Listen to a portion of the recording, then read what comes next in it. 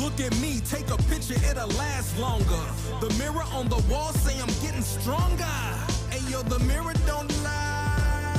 Ayo, the mirror don't lie. Look at me, take a picture, it'll last longer. The mirror on the wall say I'm getting stronger. Ayo, the mirror don't lie. If you want the truth, don't close your eyes. We got our back against the wall, we gotta fight back. I need a theme song, this the right track. I ain't got no cape or no superpowers, just confidence and self-esteem, the world is ours. I believed in me when nobody didn't. This ain't no freestyle, just some facts that's written.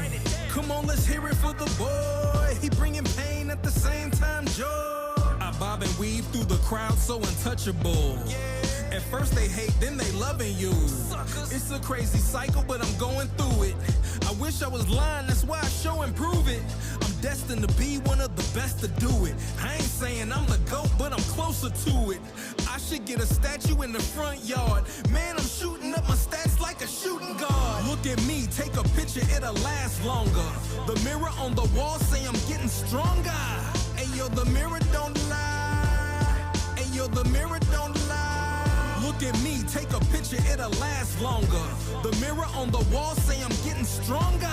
Ayo, the mirror don't lie. If you want the truth, don't close your eyes. I'll give it to you in 3D or even play-by-play. I'm your guest announcer, are you here today? Yo, let me get a show of hands if you rockin' with me. Ain't no stopping us now, we bout to bounce quickly. I'm about to start a movement, put your fist up. Everything all black from the wrist up, yeah. Leather gloves, no prints, what? We about to dip, deep cut, yeah. Now bring it back like a boomerang. Who that man, do that thing, coming through like Buddha Bang. Setting booby traps for girls and goofy cats. Hog tied and handcuffed through in the back. Zip locked and sealed up and tossed away. I don't know about your future, but it's bad today. I'm a prophet and a guru and the rap police. You in the belly of the beats, masterpiece. Look at me, take a picture, it'll last longer. The mirror on the wall say I'm getting stronger. Ayo, the mirror don't lie.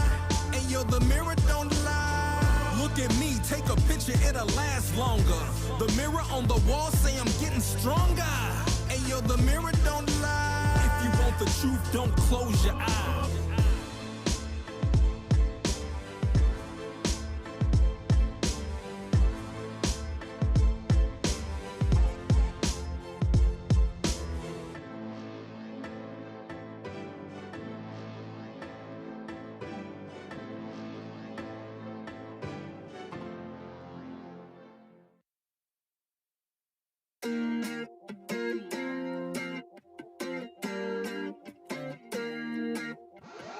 I feel like I'm afraid to say how I feel, to know I let you down. These late nights turn to days, don't wanna let you down.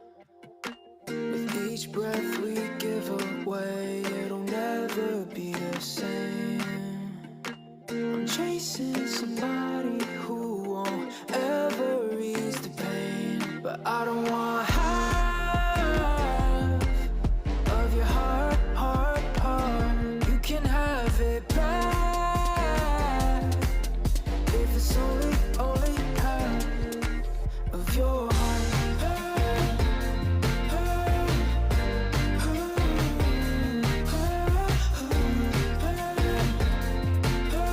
If it's only half of your heart.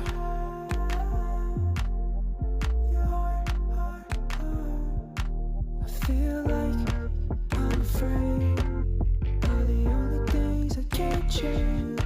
I live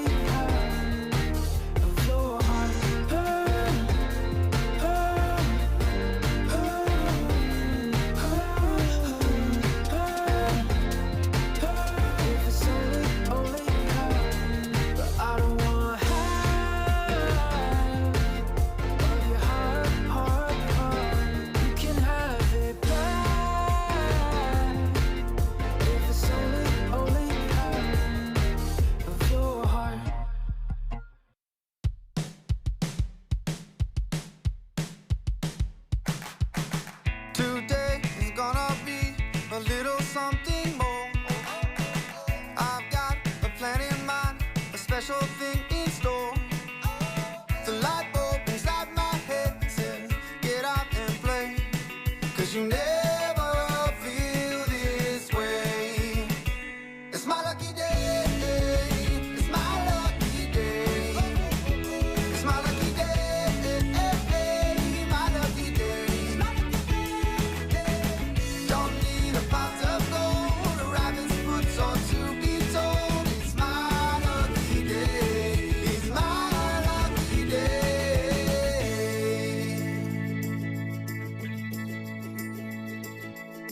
Slept in 'cause I don't care, and didn't make the bed.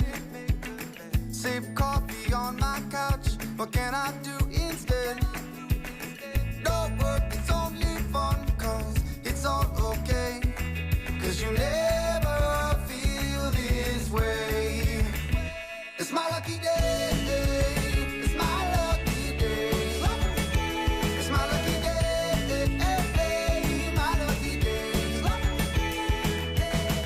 Don't need a pot of gold, a rabbit's foot or to be told. It's my lucky day, it's my lucky day. It's my lucky day. It's my lucky day.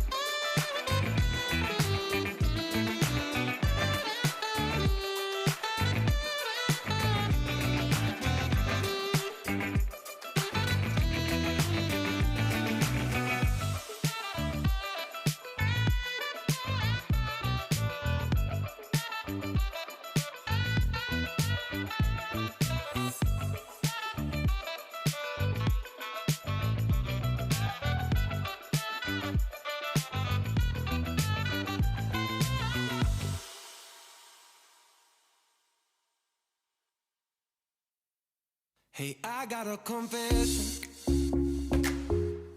Been losing all momentum. Just because it's easy, but that don't make it better. I wanna dig my hands deep down in the dirt. Take a walk along the street if I'm feeling dessert. All of this convenience just doesn't work for me. I wanna play with fire, let me get hurt. Can we take it back to 95? Before we had this drama in our lives, just staring at the screen every day and night. I miss the rush of living in real life. Go get your DeLorean. Oh, I miss the summers with you and never swipe left to right.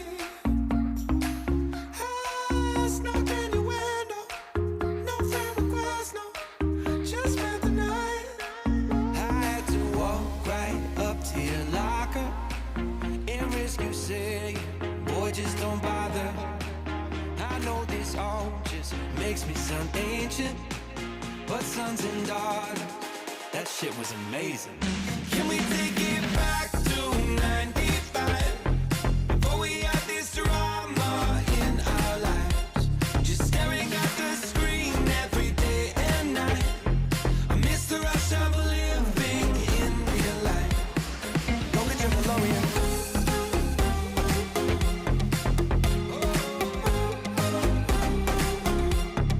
Go get your DeLorean.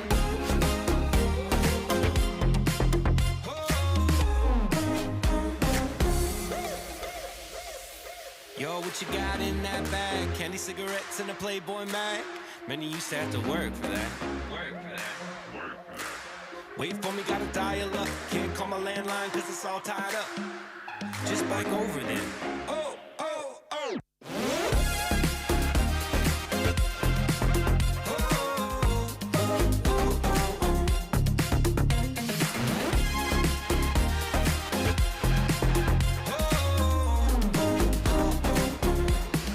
Can we take it back to 95? Before we had this drama in our lives, just staring at the screen every day and night. I miss the rush of living in real life.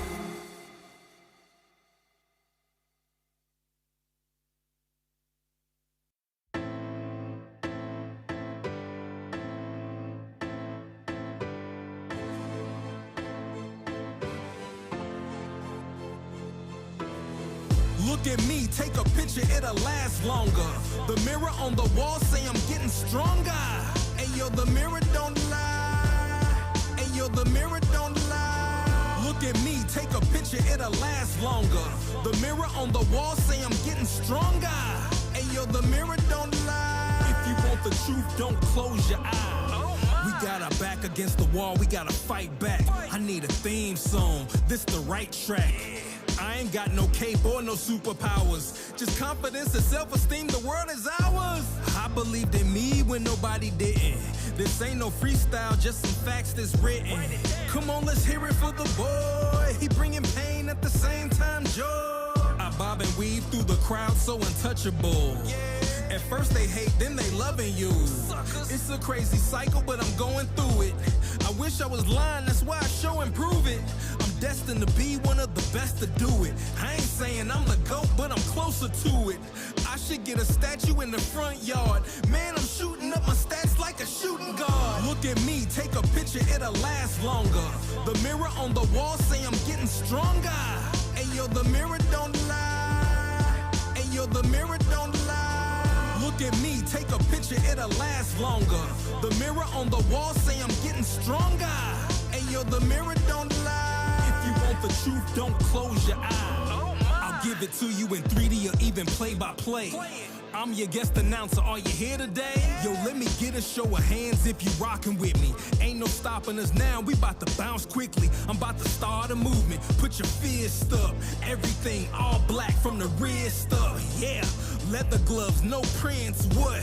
We about to dip, deep cut. Yeah, now bring it back like a boomerang. Who that man? Do that thing, coming through like Buddha Bang. Setting booby traps for girls and goofy cats. Hog tied and handcuffed through in the back. Zip locked and sealed up and tossed away. I don't know about your future, but it's bad today. I'm a prophet and a guru and the rap police. You in the belly of the beats, masterpiece. Look at me, take a picture, it'll last longer. The mirror on the wall say I'm getting stronger. Ayo, the mirror don't lie. Ayo, the mirror don't lie. Look at me, take a picture, it'll last longer. The mirror on the wall say I'm getting stronger. Ayo, the mirror don't lie. If you want the truth, don't close your eyes.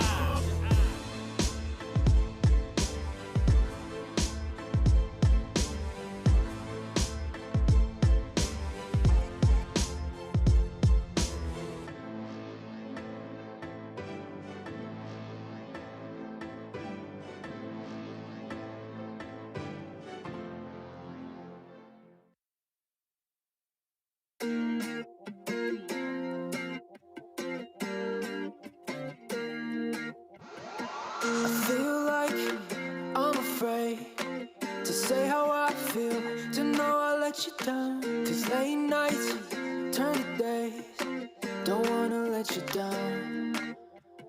With each breath we give away, it'll never be the same. I'm chasing somebody who won't ever ease the pain, but I don't want half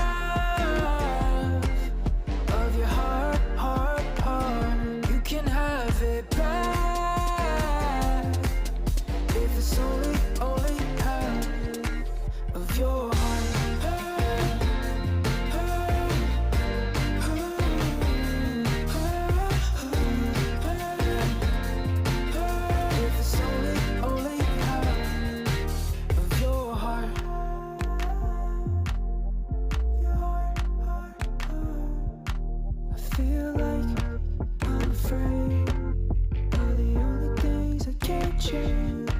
I live life on a page that was written too long ago.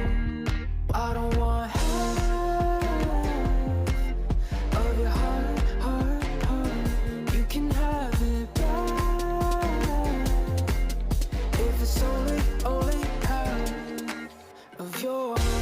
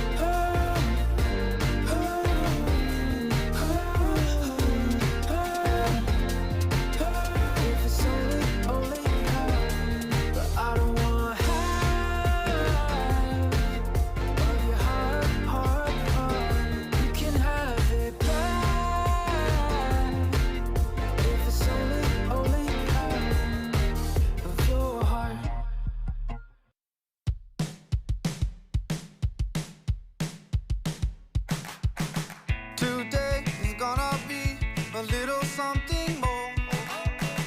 I've got a plan in mind, a special thing in store. The light bulb inside my head says, get out and play.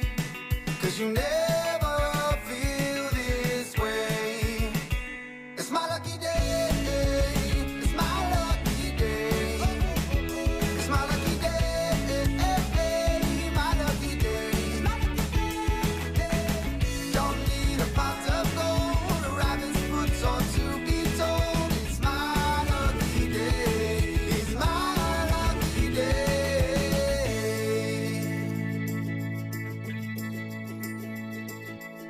Slept in 'cause I don't care and didn't make the bed. Sip coffee on my couch, what can I do instead? No work, it's only fun 'cause it's all okay. 'Cause you never feel this way. It's my lucky day. It's my lucky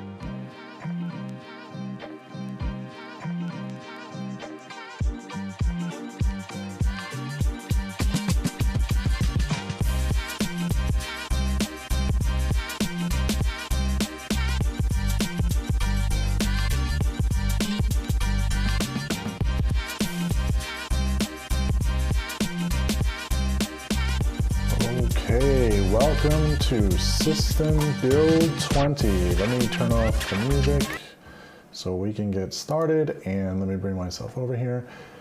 As you guys can tell, we are in a new location. Our other office, we are no longer in that. We are now here, and this is a new location, so it's gonna be a little different. I don't have a background yet, I apologize. That will be coming very soon. And I wanted to get a build going so we can actually introduce you to the new location gradually. Everything is kind of screwed up on my setup here, so if I make mistakes today, you'll know why. Let's head over to the overhead and let's get into actually looking at something that we can start with the builds. Let me bring it over, give me 1 second, and we are on overhead, there we go. Okay, so we're doing an Intel 13th gen build. It is a little bit different than our previous builds. It is a newer processor. It is just shut off on me. Yeah, my cameras are all messed up, so bear with me. Hold on 1 second, there we go, okay. So here we go. What you'll need to do the build, you're gonna need obviously a screwdriver, a clipper for wire ties, a knife to open up boxes, a USB flash drive, which I cannot get off the desk, there we go. USB flash drive with Windows loaded on it already, and as well as some sort of small screwdriver set if you have one. You could also use just the regular Phillips, it should probably work. All right, let me put this off to the side. We're gonna start with the board and everything on the build. I'm hoping that this build will work right with just the 13th gen right out of the box, but I am seeing one weird thing about this already, which it says up in the corner here, 12th gen ready. So that usually means that the BIOS probably needs an update, and I don't have a processor here with me. So for a 12th gen, so we're gonna have to kind of improvise here, and we may just have to go to the build portion and maybe not load up the software. We'll have to see, because we'll see how it goes. It may have the newest BIOS, it may not. So we will take a look after we build, and we will go as far as we can today. Let me get everything out of here. Obviously the motherboard comes with the motherboard itself, which I'm gonna put off to the side. You have your dreaded IO shield, your SATA cables, which we are not gonna be using today. Your M.2 little screw standoff, which is really hard to see here. There we go. Little screw standoff for the board, which we will be using. Let's go back. And it comes with little stickers, which we're not going to care for. A CD, which we're not going to load because we're going to get the newest drivers from online. The rest of it is just junk. We're just going to close the box.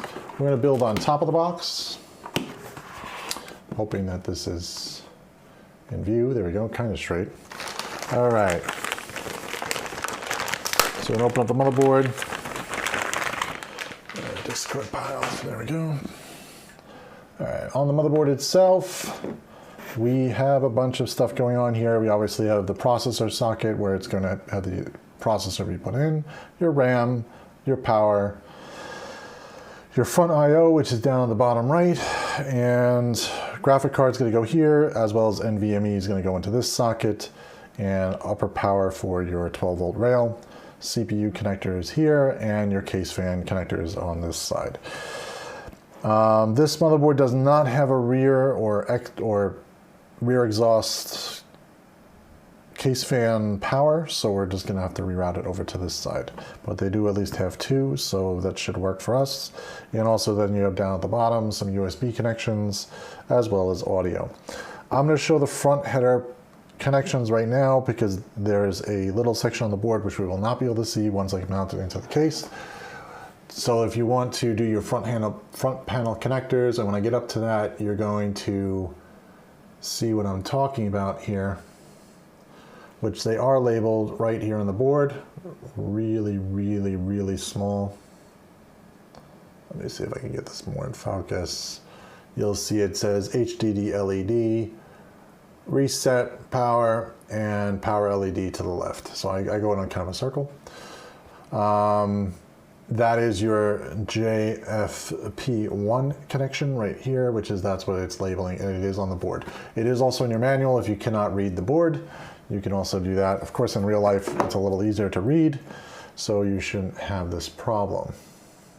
Let's zoom back out. Let's just go back to here. We're going to install the processor first. This is an Intel i5-13400F, which is a 13th gen processor. That's how you know 13. Hopefully they'll stick with that naming nomenclature. You're going to need a knife. And we're going to start by opening up the processor and going from there.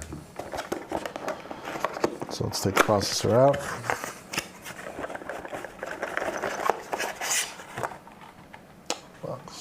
Box.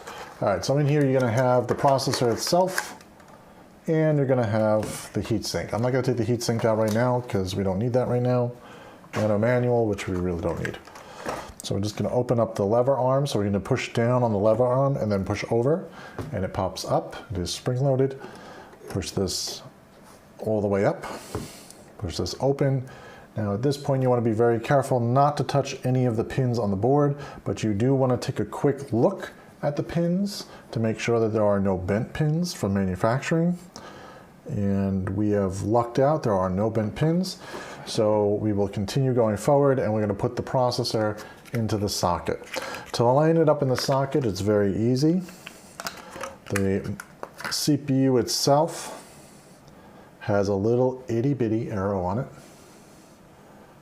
Let's see if I can focus. Focus, there we go. You'll see an arrow on this side, and you'll also see a little itty bitty arrow this side. So that means that's the side that matches up with the arrow on the socket, which in this case is actually on the shield, which is this lower corner. So we have it the right direction. We're going to open this back up very gently. We're going to put it into the socket. You do not want to drop it or scratch it, so just be very careful to line it up and place it in. Once it's placed in, you're going to close this down, and the socket cover is going to pop off. That is normal. And you're going to close the socket down. This socket cover, if this is your first board or maybe your 90th board, you'll still want to keep this socket cover if you need to do an RMA or some sort of return, or if you're going to sell this board later on, you'll want the socket cover just in case you want to take your processor out and leave it empty. Do not ever leave the CPU out of a board without the socket cover on it. You could possibly damage the pins. The pins on this motherboard are very sensitive. If they are bent in any way, your board will not work. So, moving on. Let's get rid of that. I'm just going to clear it off the desk a little here. And what we're going to do is we're going to do the NVMe socket next. Actually, no, what we're going to do is we're going to actually put the processor fan on, which I did not do. So we're going to take the processor CPU fan out. It already has pre-applied thermal paste. We're going to need to use that for right now. We may end up changing that later when it actually goes to the customer for builds, because I'm not a very big fan of the thermal paste that's already pre-applied.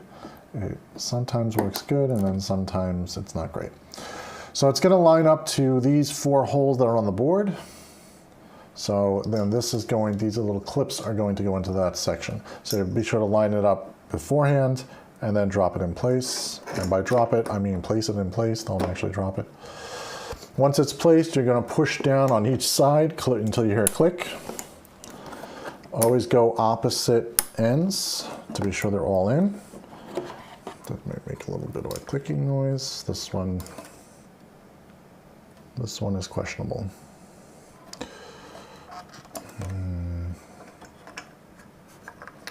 There it goes. Wasn't turned. So if you don't hear a click on each one of these, then you obviously have it not turned the right way. So you want to turn this, clockwise. So if you want to turn it clockwise, to have a click and then click it back in place. If you're unsure, you can always lift over the motherboard and just check to make sure all the pins are pushed all the way through. The little plastic pins are pushed all the way through so that they are making contact. Now, what we're going to do is we're going to do the RAM next. So we're just going to open up the RAM sockets. This motherboard only has RAM sockets clips on one side. The other side are just standard push-ins, so you don't have to open them up or anything. It's a personal choice which one you like better. I don't really care either way. Some people are very picky about that. Personally speaking, I don't really care. RAM we're going to be putting in is a Corsair. Ooh. Here we go. Corsair DDR4, 16 gigabytes by 2, so it's 32 gigs at 3200 megahertz memory. This is not the fastest memory available, but this is DDR4.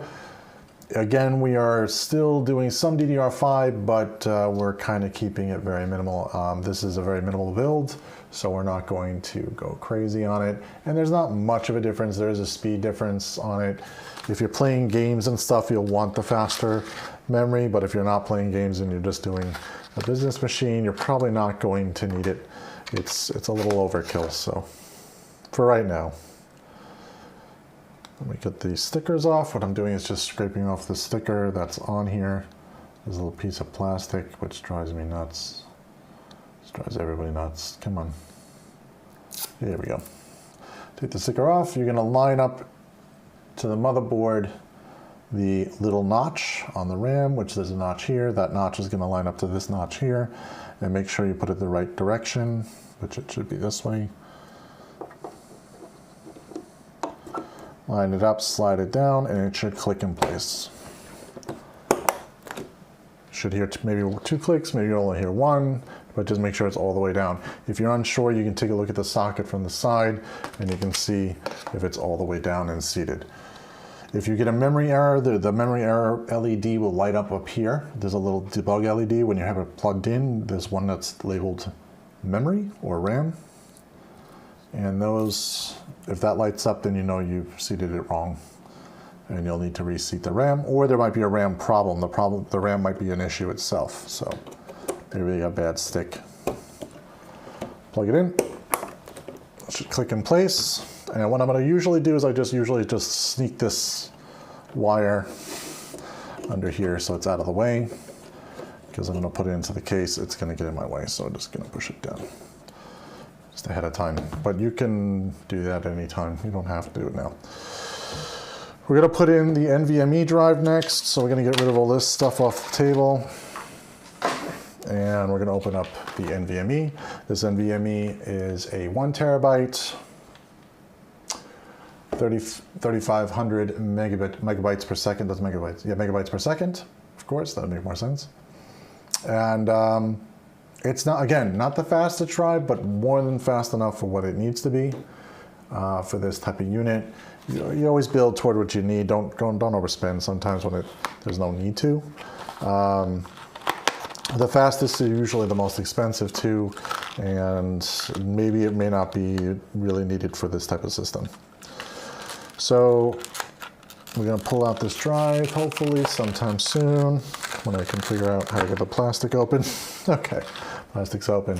You have to put the little standoff in first. This is a M.2 2280, which is going to be the longest standoff, not these 2 short ones. These 2 short ones are for different sizes. If you're unsure, you can reference the manual, or you could just line it up and see where it goes. And just take it in and out of the socket, just so you know. This screw is such a pain. Hopefully I can do this with my hands. If I can't, I will be using a small screwdriver. Ooh, yeah, look at that. Got it with 1 shot. That is rare. Still gonna use the screwdriver anyway to get it all the way down. It's not all the way down. Let's get the Phillips. Small Phillips, and just screw that in, just so it's all the way down. Now this has a little clipping mechanism, which you won't require a screw. The screw is the actual standoff. The little clipping mechanism is plastic, so you'll just be able to slide that over to actually get it into place. So to do so, take your drive out. You'll want to put the sticker upwards. The notch is going to go where the notch matches on the motherboard. So you have the notch on this side. You'll do about a 45-degree angle. It's going to slide in place. And then you're going to push it down over the clip. If Brian had it lined up right. There we go. Clips in, and then you just basically slide it to lock it in place. So this little clip here, which I'm going to bring it up so you can see this, because this is really, really small. All right, here we go. So this is the little clip, and if it's slid to the close mechanism, but if you slide it out, that will unlock it and it'll allow it to go up. I'm not going to do that because I don't want to have to do this twice. So just slide it back over, and you're all good to go. And it should stay just like that. It should be about level. All right, we're going to go back down. Okay. So right now, that's your base system that you've got installed here. You do have some other options. You do it with this board. You also have a Wi-Fi option, which if you have a Wi-Fi card, you can put it in place. We do not have a Wi-Fi card for this system. It is Ethernet only, so we don't need to worry about that. But if you wanted an optional Wi-Fi, you could put a card in, and it will allow you to have Wi-Fi for this computer. We're going to also put a graphic card in, but that's going to be in when we get the case in. I'm just going to clean up the desk a little more here while we go and get rid of some of this stuff off the table so we can get the case up here. Graphic card that we have is from the customer, which is why it's packed this way. And it is something I should have read before. Radeon RX 6500 XT. It's not the newest graphic card around, but it is more than enough, again, for the purpose of driving 2 monitors at a decent resolution, which is what this is what it's for. So we're going to go with that. Now, the upgrade path is nice on this. So if, let's say, the customer wants a higher end graphic card, the power supply that I'm putting in today, which is a CORSAIR CX750M, will support a higher end graphic card. So if they do want to upgrade at a certain time, they don't have to change the power supply. They can just simply upgrade using the existing power supply, existing motherboard, and not have to worry about it. So it is a little bit of an upgrade path there if they want to do that later. Again, don't have to do it. They just, it's an option. So SATA cables, we're not using these, but if you have SATA hard drives, these are the SATA connections down here to the bottom right, and they plug in from the side. So you can always plug them in if you are using them. We're not going to use these, so we're just going to toss them to the side. IO shield we're definitely going to need, and I will not forget it this time. So I'm going to put it over there. I'm going to move the motherboard out of the way temporarily just so I can get the case up here without making a total mess. So let's try that. I don't know if that's going to work too well. Again, sorry, this is a temporary setup. We are working on making it more permanent. So we will fix that later. But for now, we do need the case, and I'm going to take this down. Sorry about the view, it's a little bit weird. I have to get the side panels off. Should probably prep that. Let's go, come on. All right. So we're gonna take the side panels off. We're just gonna put them in a safe spot. This flooring is very loud, sorry. This is all probably very loud on the microphone. I apologize, guys. We're gonna get better sound dampening eventually, and that'll solve a lot of the problems. Okay, so on this case, on the back, this is the back. We have, okay. These are all the front I/O panel. We're just gonna take this apart. Thanks for someone saying going very well. This is going very well for somebody that just literally did this in a day, getting the studio up and running. And I say the studio up and running, this is really just one side of the room. I didn't really go too crazy yet, so it's just kind of like, I didn't even do cable management, all my wires all over the place. It's pretty bad. But yeah, so when we're building, sorry I'm getting off topic, these little metal wire ties, I take them out of the system. I can't stand these things. I've had one of these end up in a fan and then caused a short, and it was a whole mess. So these are a no-go.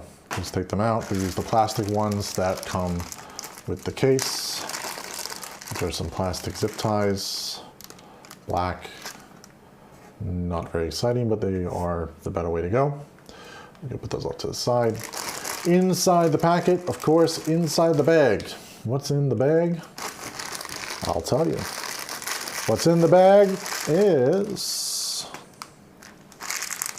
a speaker. Oh boy, this is really hard to see. I don't think this is, no, it's not even clear. Let's go this way. All right, the speaker, we don't use this. This is an annoying beeping noise that happens when the system starts up. We don't need that. Goodbye. What we do need, we do have SSD screws. We don't have any SSDs to install. It's an NVMe on the motherboard, so we don't really need these, but good to keep off to the side for the customer just in case they want to upgrade or add a drive later. Now this is all the motherboard screws, which we're going to use these. So I'm going to open up a little tray here and I'll put these in the tray. You can use a magnetic tray if you want. You don't have to. A magnetic tray is just a little fancier. This one is just a very boring plastic tray, and it's a little easier to see everything. So we're just gonna spread all those out here. Okay, so to get an idea of which screws go where, these are motherboard screws. They're very small and very thin. This is a fan screw, which we're not going to use because we already have the fans installed. We have a normal regular size screw. This is a regular size screw for like a GPU or the back portion of the case where they have slots and stuff. That's where you would use that. It's a little thicker. And we have some standoffs, which are over here. The standoffs are just for extra motherboard support if you need it. We probably won't need it because we have a small motherboard, but that's a standoff right there, and that would screw into the back portion of the motherboard area. All right, let's go to where the motherboard's gonna go. Oh, actually, we have one more set of screws. One more set of screws, and these set of screws are for 3.5-inch hard drives. Again, not using any of these, but good to keep in the system for later, and we will put them in there. Let's go to an overhead view in the back. For the back, everybody likes the back. All right, let me get this off the table. Okay, I have room. Yes, I have room. Okay, on the back, really blurry, sorry. There we go. There's some SSD spots. You could put them back here, or you can put them on the front if you want to display them. I don't know why you would, but if you do, you could go that way. They already have grommet holes here for the motherboard so you can pass the SATA cables through. Down below, you have room for, wow, can't see that. Down below, there we go. Down below, you have room for a 3.5-inch drive, and that's where you would put them. They're in these little areas that have little clips that you have the screws. That's why you would use those screws for this little area. So you could slide the drive right in here, and you can put power down there as well as the SATA connection.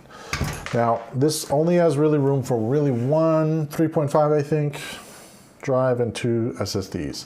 This isn't really a big NAS case or anything like that. It's made for just general workstation use. So if you need a lot of hard drives, this is probably not the case for you. Most people really don't need more than one drive anyway, and most of them are on NVMe. So this is probably perfect for most people. These are all the front panel connectors. The front panel connectors are all labeled, and you can't see that, so let me bring it closer. And that is still pretty bad. There we go. So they're labeled. Hard drive LED, reset switch. They're also labeled positive, negative for the LEDs. That's where those matter which direction you put them. Same thing for power LED and for your power switch. All labeled. They're all black, so they're all nice. They don't stick out too much. You also have your USB 3.0 header, and you have your USB 2.0 header. No, yeah, yes. USB 2.0 header, and your HD audio header, which is also labeled HD audio. Let's take these out of the way for now. We're going to worry about those once we get the motherboard in place. We're just going to take it out. Power supply is going down here in the lower half. This is the filter for the power supply. If you look carefully, there is a slide out filter. You can slide that filter out, and if you want, you can leave it in place. I recommend leaving it in place if you're going to use it. I'm going to put the power supply facing down, If you're going to put this system on a carpet, I would recommend that you bring it up onto like some sort of wood surface or something so that the carpet doesn't cover this vent area. So we're going to put the power supply in. I'm going to put it down so that at least it pulls air from down and then exhausts hot air out. Kind of keeps it in a separate chamber, keeps it a little cooler. I wouldn't say it's a big difference, but it is a big enough difference that you really should do it that way.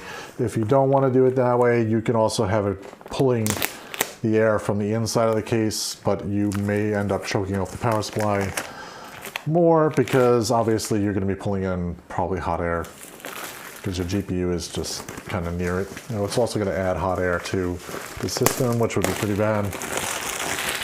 So we're going to take the plastic off. You don't need to bother with the plastic. Get the box. Let's get the power supply out. In the power supply box, what's in the box? Yeah, nothing really exciting too much, just the manual. Safety and compliance manual. Really. There we go. Safety and compliance information. If you want, you can read that, and we don't really need that. In other words, don't be stupid. Silicone packets. These are not candy as much as they look like they are. And we got some more cable ties, which I always need and like. Some more black ones. And we got the screws for the back of the power supply. So just more black cable ties, which I'm going to leave on the desk out there. Get rid of the plastic. Screws we're going to need, we're going to put off to the left. But the screws are just the same ones that you would use for like your GPU. It's the same screws there for the back. Power cord, which is very important. Keep that off to the side. That has to go to the customer. Now, this is a semi-modular power supply. So they have modular cables. I take them out.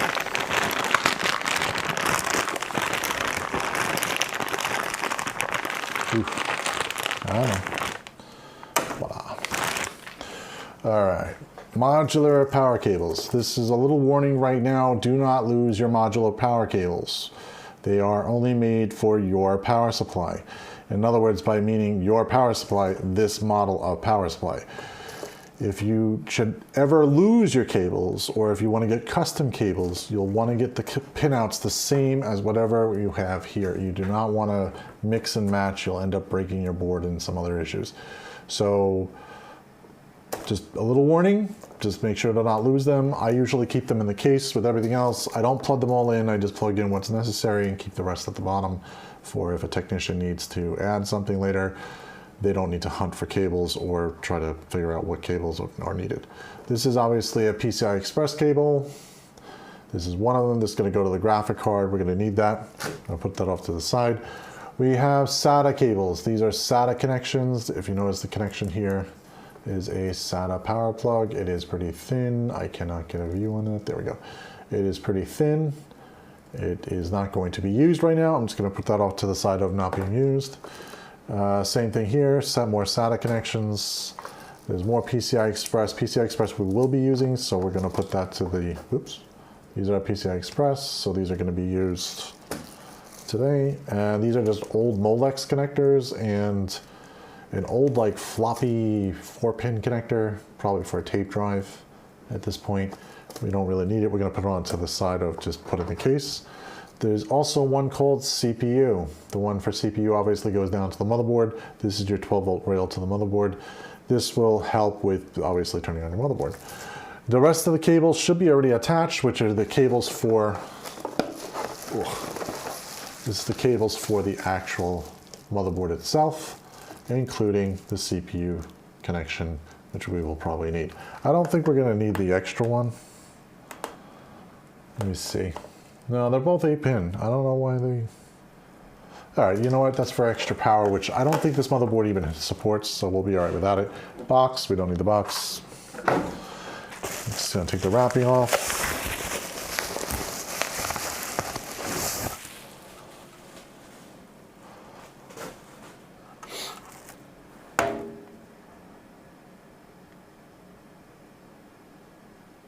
Oh, sorry, I didn't see anybody's comment there. I'm sorry. I'm sorry, that's why it took me a second to look at that. So Craig says, how can this be a professional build without a Swiss Army knife with hopefully a Phillips screwdriver in it and an Allen wrench in your toolkit? Yeah, no, I don't have one. I don't have a Swiss Army knife. I do have an iFixit kit, but you know, that helps a little bit. And you know, you need a regular Phillips screwdriver. And you also have a knife. I mean, I have a CRKT knife, which is pretty nice. I mean, you know, that one works. It's sharp. That's all that matters. But yeah, I don't have a Swiss Army knife. So hey, anybody want to get me a Swiss Army knife? I could always use one. So moving on, Corsair power supply FLI, too much Halloween. Looks like candy. Oh, you're talking about the silicone packet? Yeah, it looks a little bit like candy. Except that it's plain packaging, but it definitely feels like candy. I don't know about a Swiss Army knife. What type of Swiss Army knife has, do they all have a screwdriver? A Phillips screwdriver? I think they all have an Allen wrench. I don't know if they all have a Phillips screwdriver though. Maybe they do. I haven't bought a Swiss Army knife in like, I don't know, eons at this point, I think. It feels like an eon. All right, so before you put the power supply in, you really want to make sure you plug in your cables because it's kind of like tight in this area and it might drive yourself nuts.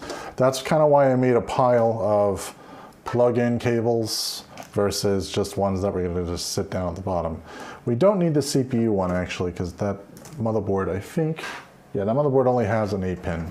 It doesn't have a dual 8-pin, so it should be fine. But we will need the PCI Express ones, and to double check which ones you need, you can look at your graphic card.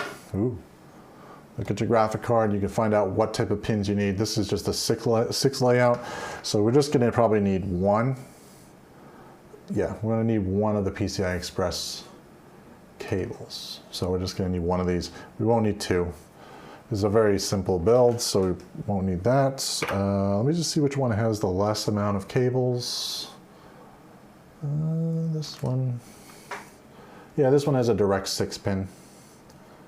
Sorry, hopefully you guys can see that. Oh yeah, you guys can see that. Okay, so PCI Express, this is the 6-pin one. Make sure you just choose the one that's appropriate for your motherboard.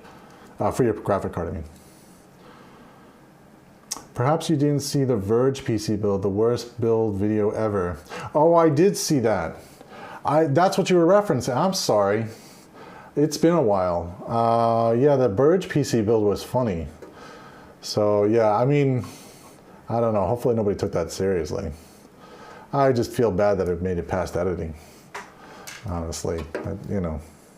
I think that was the one also the guy was using one of those bracelets that instead of a whatchamacallit, we don't even use them anymore really, but the anti-shock like the anti-static bracelets, whatever they are. But he was using like a plastic one that anybody just most charities use and stuff. So it's just weird. It wasn't even an anti-static bracelet. It was like something like that. It was weird. It was a very weird video. Hopefully nobody watched that and took that seriously. If you did, your build probably went pretty bad. You know, so anyway. So PCI Express, we're gonna plug this one in. I don't think we really need to plug anything else in. Do we need anything else? No. Nope, we don't need anything else. Everything else is just gonna be stored in the case. And we're gonna plug that straight into the one that says, ooh, is this right side up? Wait a minute. Wow, this type is, no, this is right.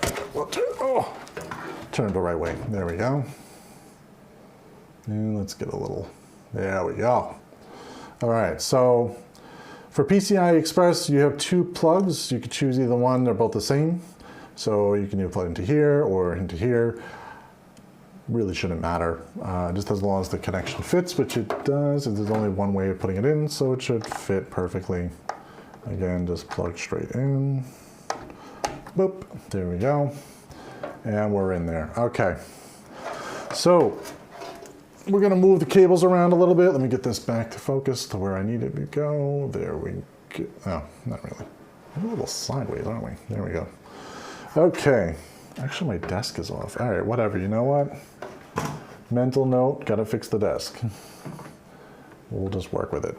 All right, so the fan is going to go down towards the bottom of the case, and your cables are going to pretty much go out into the middle of the case and some other places through these grommets and stuff. I'll show you in a second. Let's put this in. We're going to slide this down. It's going to go to the bottom, and we're going to screw this in really quickly. We're going to use the 4 screws that came with the power supply. Oh, yeah, it even says 4 PSU. Yeah, it's a little hard to see. There we go, 4 PSU. So let's use these. If you're not sure, like if you just dumped out all the screws, let's say, and you're working on stuff, these are the same screws that like you would use for the back panel. So they look like this. Get zoomed in there. They're a little thicker, and they have like a kind of a hex type head, but it is a Phillips actually. This does not show well on the camera. Oh, there it is. Kind of can see that there's a Phillips there. It's really dark and black. Sorry. It's as good as we can get. But, you know, don't lose your screws. Just make sure they're all properly labeled. You won't have this problem. Screwdriver, just going to use the Phillips screwdriver on the back. I can't really turn this to... Yeah. This sucks. There's 4 screws. They only line up in the 4 screw spots. You really can't mess this up. So just make sure to put them in the proper spot, the proper hole. You'll be good. And just line everything up. I'm gonna have to lift mine up a little bit because I'm on an angle, but you really should probably do this with the system standing up if you want a perfect line up without having to play around with gravity.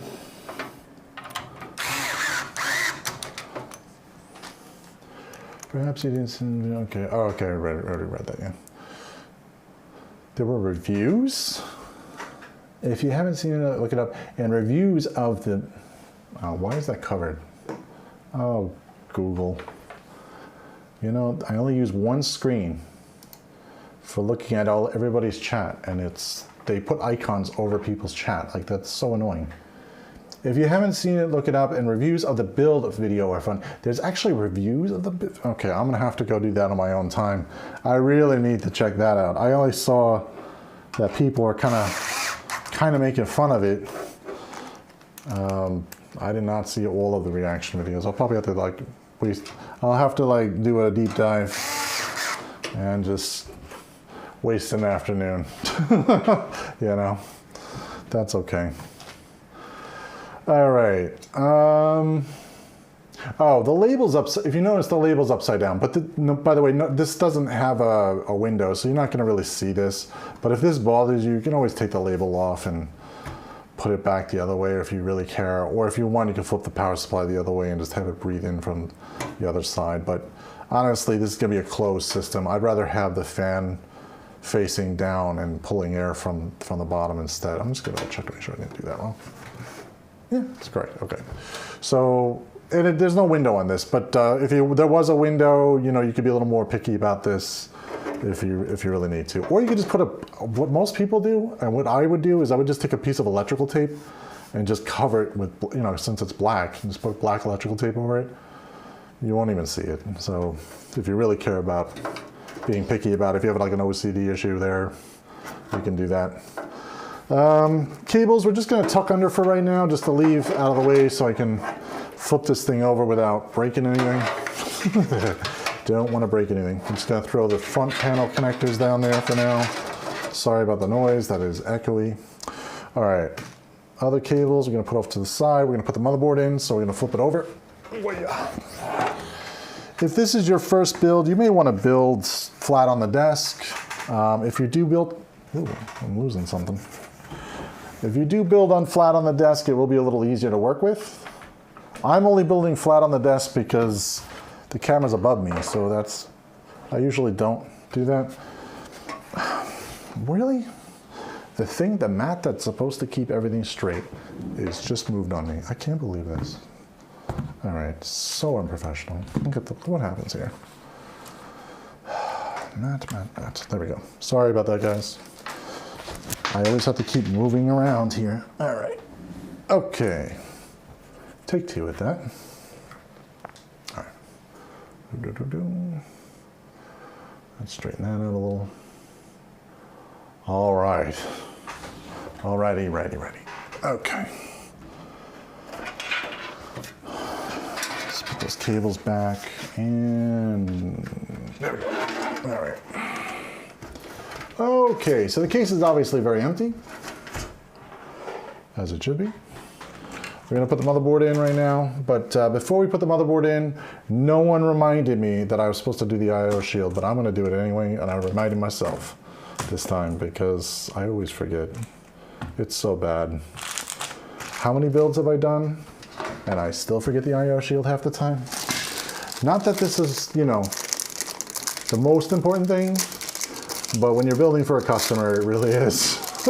You know, you want a finished product. You don't want something that's half-assed. So, you know. All right. I/O shield, it's, yeah, I guess we could go over it really quick. All right, there we go. So this is going to line up with all the ports on the motherboard. It usually has these little bendy, like, metal pieces. I usually push these up and out of the way. I'll flip it over. I push this up and out of the way so it just doesn't get stuck on the ports. Be careful, this is sharp, so if you don't want to use your fingers, you can use a pair of pliers or something, just very gently. Use a pair of pliers, like a needle nose pliers, and just pull that up if you really don't want to touch this. I've done this 3 billion times. I'm not scared of getting myself cut. So, you know, if you are, just be careful. This part is sharp. So let's put this in. What you're going to do is obviously this portion, the one that has the little labels, the correct way, that's going to be facing the outside of the case, which this is the outside. This side is the outside of the case. So it's going to be visible from the outside. The other portion is the inside. Again, just bend these up a little so they're out of the way so they don't get stuck on the board. And let's just pop it in place. So let's get that cable out of the way. Oops, what am I doing? Square it up. It should only fit one way. If you put it the wrong way, just flip it over because you put it the wrong way. It should pop in place, and be careful with your fingers again, it is sharp. If you're unsure, maybe use some gloves not to cut yourself. All right. In other words, use kind of common sense. Like, you know, if it's sharp, don't touch it. Okay, motherboard wise, there are some labels here. You'll see like it says 122, 122. Down here it does say micro ATX is 1 and, oh no, sorry, mini ATX is 1 and micro ATX is 2. So everywhere there's a 2, there should be a filled in piece because we're doing micro ATX, we're not doing mini. To know that, you can look at your motherboard and it will tell you if it's micro ATX or mini. Or you could just bring the board into place and just take a look for yourself. I'm going to look for all the screw holes here and I'm going to line them up with all of the standoffs that are on the bottom of the case. So what you're going to do is just count these up. If you're not sure, count up all the numbers, make sure you have the proper amount of screws that you screwed down. If you have too many or too little, take the motherboard back out and double check to make sure you have either have too many standoffs, take one out. If you have too little, be sure to add one back. I'm going to just take this out of place just to be sure. I'm pretty sure this is already set up for micro. Yeah, it's already set up for micro ATX, so I really don't have to change anything. But if you did have to change something, you can take these screws out, these little standoffs out. If you don't have a tool to do this, you could use a pair of pliers, just very gently take it out. Make sure to take the screw and just unscrew correctly, the correct direction, and try not to scratch the case. If you're worried about scratching the case and you don't want to damage it, you can put like a piece of blue tape by where you're gonna like turn if you're using a pair of pliers. Now, if you don't want to use a pair of pliers and you want to use something more professional, you could use the thing in the iFixit kit that they have these little mini hex, what are these things? Hex bits. I guess it's a hex bit. I keep forgetting the title, but you could use these and that'll fit right over it, and you can just turn it and pull it out easily without scratching anything if you want to do that. Most of the time this is usually correct for micro ATX, so you shouldn't really have to change anything. And just be sure to slide the board in, double check the I/O shield on the back, make sure your ports are lined up, and everything is sticking out correctly. Make sure that when you go to check the I/O shield, you want to make sure that the I/O shield is not having any metal sticking into a port. If it is sticking into a port, pull the motherboard back, bend those little pieces up and out of the way a little more, because obviously you don't want that shoved into your port. You may cause a short, and that'll be a very bad day for you, so you really don't want to do that. Now line up all the screw holes with the standoffs. Now this case actually has a little like ridge on these, so it actually holds the motherboard in place for you, which is really nice. You'll hear like a little click in place, and that means you're good to go. So at this point, you can take the motherboard screws and screw them all in. I'm going to use my electric screwdriver, but you can use a regular screwdriver. You don't have to use anything fancy. You know, a regular screwdriver works too. I'm just very lazy and I want to use an electric one to make it easier. If this is your first build, don't use an electric one. Just use a regular screwdriver, just so you don't end up cross-threading something. So I'm going to put the first screw in and then just follow all the way through.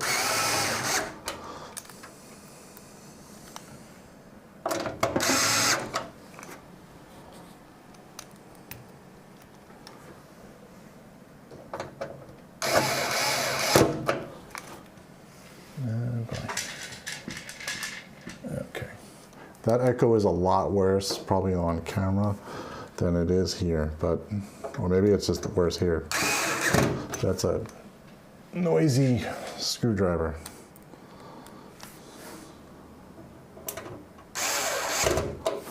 Okay.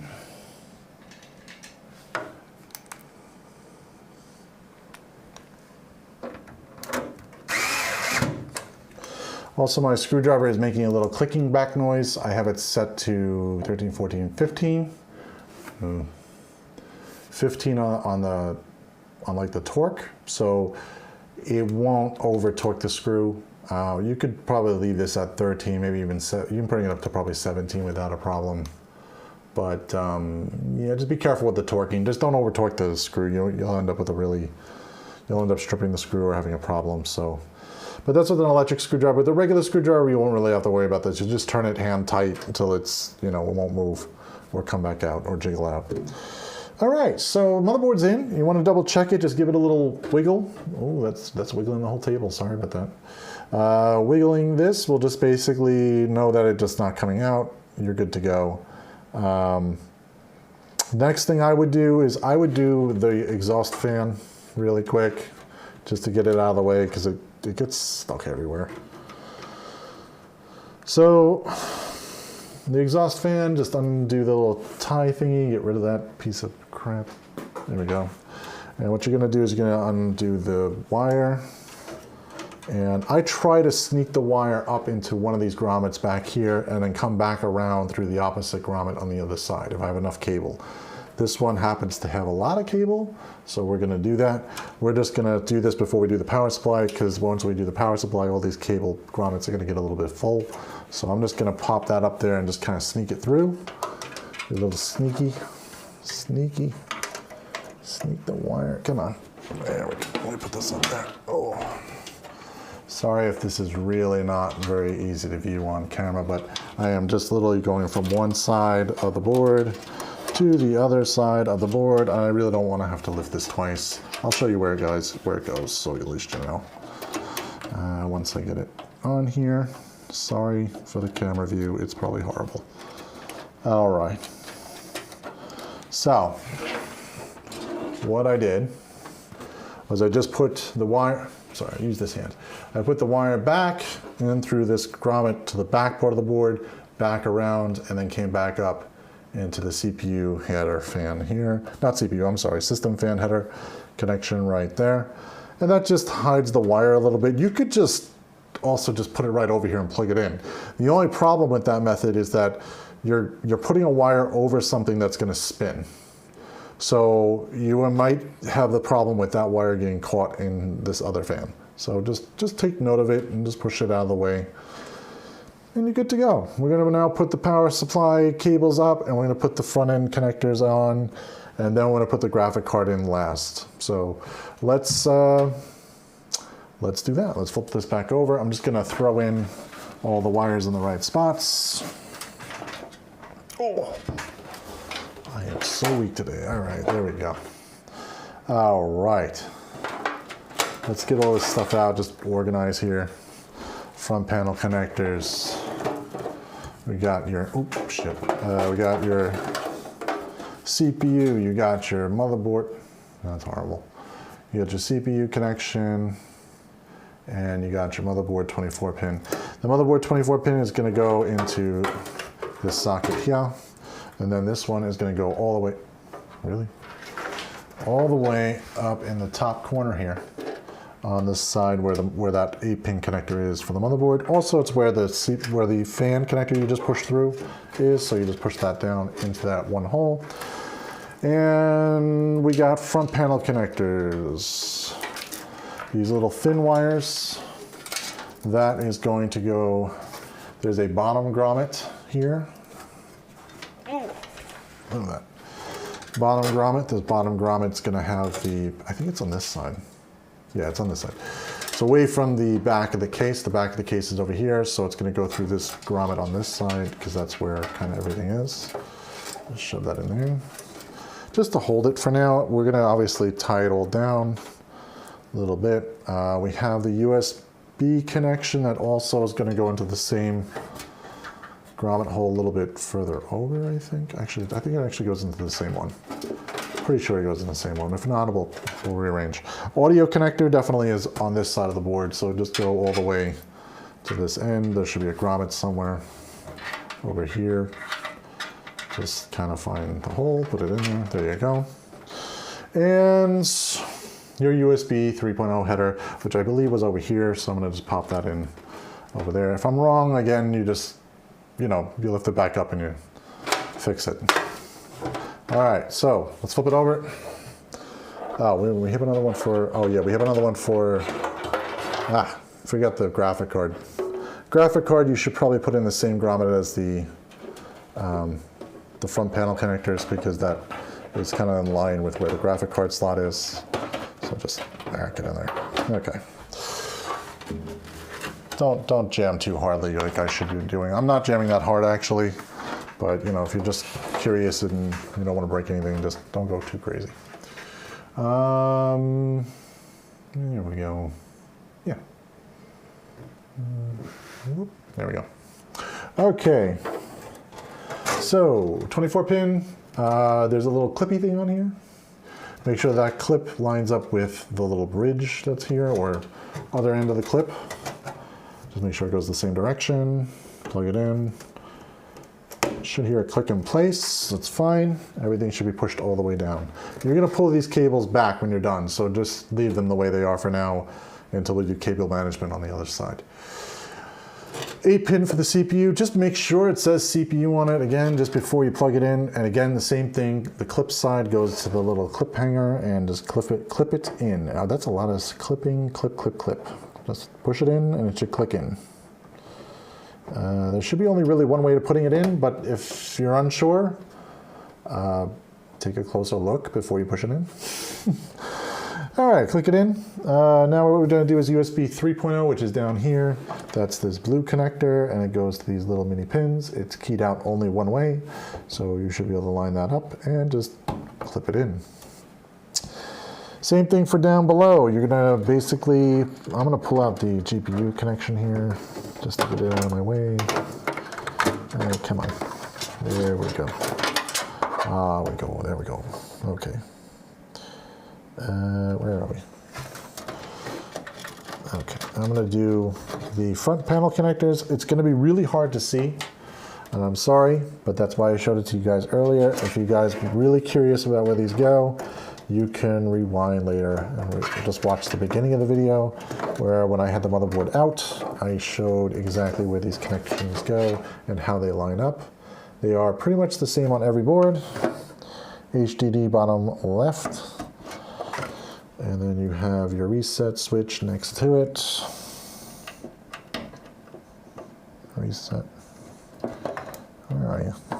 Now the HDD LED, it's positive, negative first. So it's positive first, negative. The reset switch doesn't matter which way you go on it. LEDs are the only ones that really matter, unless you're doing a server case. If you're doing a server case, there is a polarity difference between the two. In that case, it's a whole different storm, so don't worry about that. but the switches don't really matter. So, but the LEDs do. So the LEDs have to be positive, negative. You must line them up the same way or they won't work. And it's a very easy test because when you turn it on and the light doesn't light up, you got it the wrong way. And that's not a big deal. You just reverse it. Don't leave it running like that. That's just stupid. I don't know if it actually hurts the case or not. Probably not, but I mean, not hurt the, I mean, hurts the light maybe. I don't know if it really does. I think it's fine, but you know, it just lazy. USB, plug it in. There's a little block on the USB to block it out on which direction it goes. So you really can't screw this up as long as you match up the block. If you push too hard and it's not going into the socket hole there, then just, you got it the wrong way. Just flip it over probably. HD audio, same thing. There's a little block and it gets plugged in to the bottom part of the motherboard.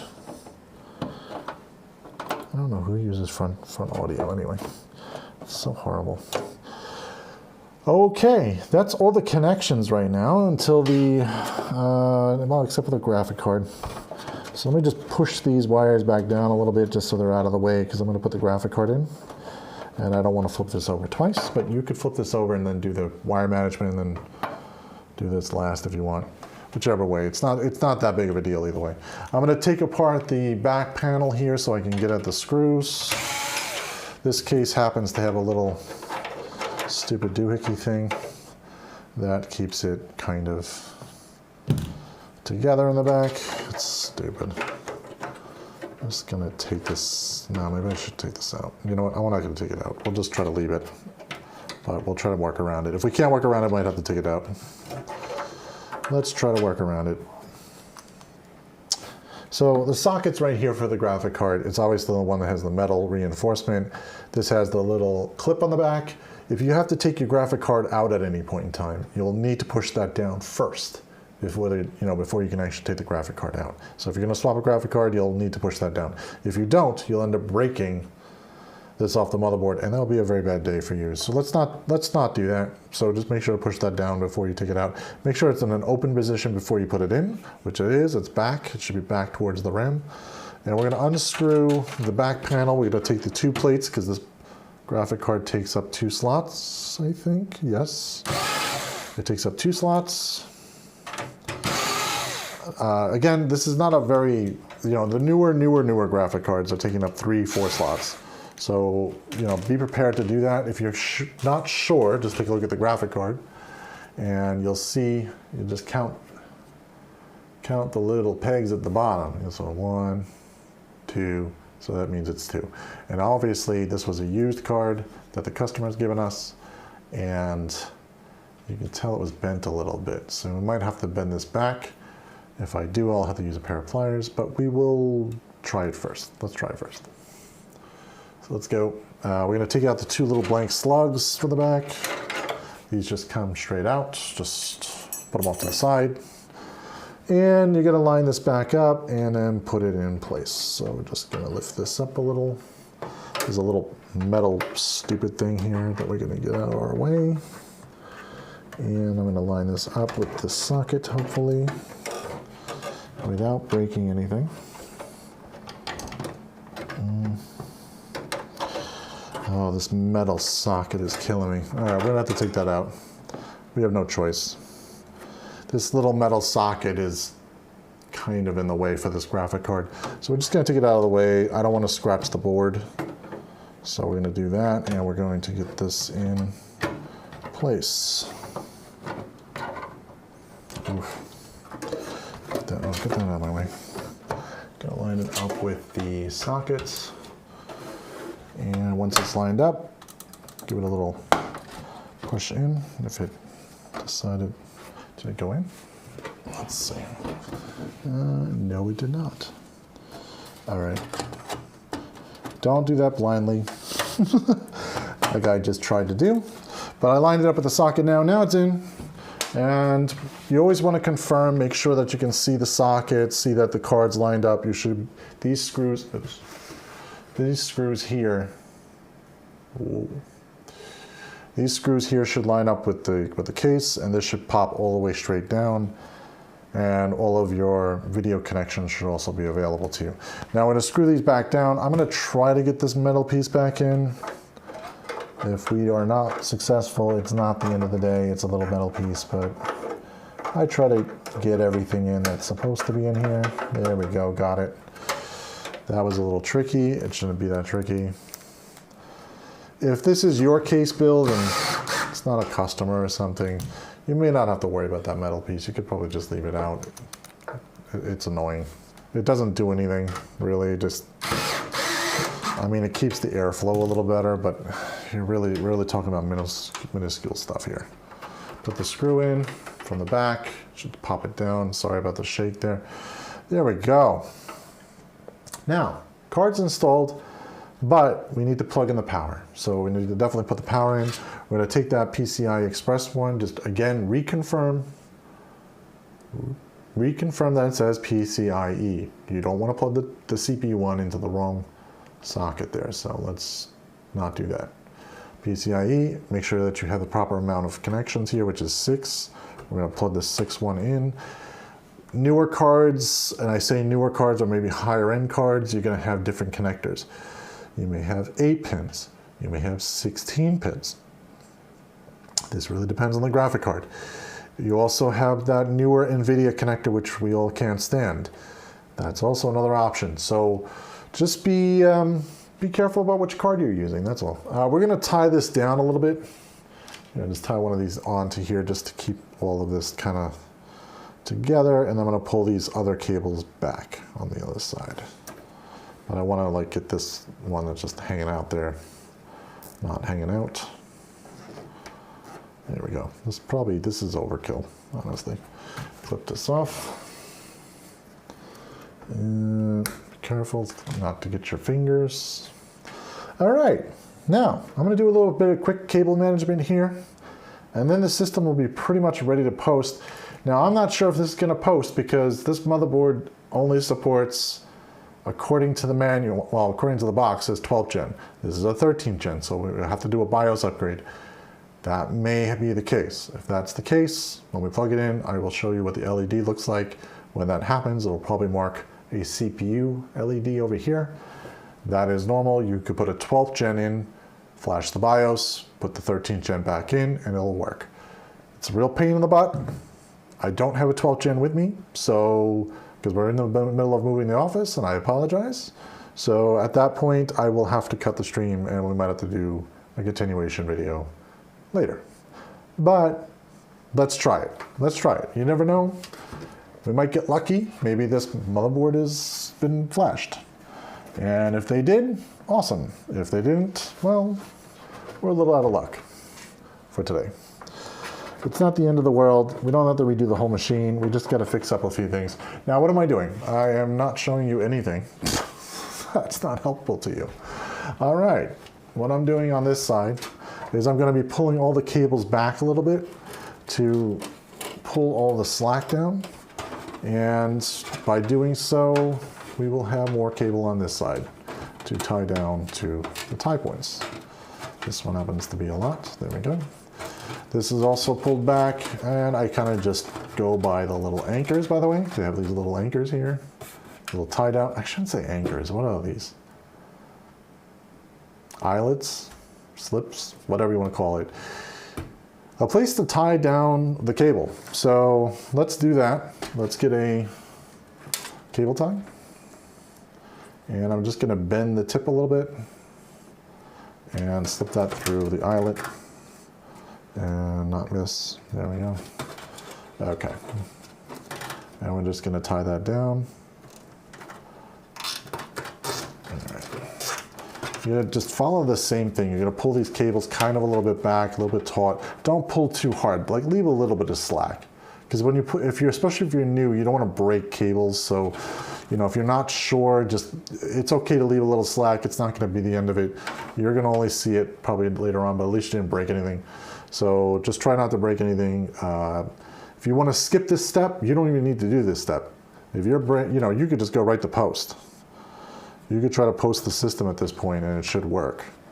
So you don't really need to do this. This is just something I like to do because we maintain these systems, and when a technician goes in there, they want to make it simple and easy to do a clean out. And when there's proper cable management, it is easier to do a clean out. You can tap the cables and get a lot of the dust off before you even have to like do any scrubbing. And that works really good for businesses because businesses want to do things fast when it comes to maintenance.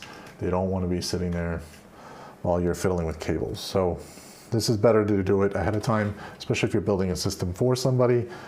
It also looks nicer too when somebody opens it. They're like, oh, you know, he took the time to wire tie everything.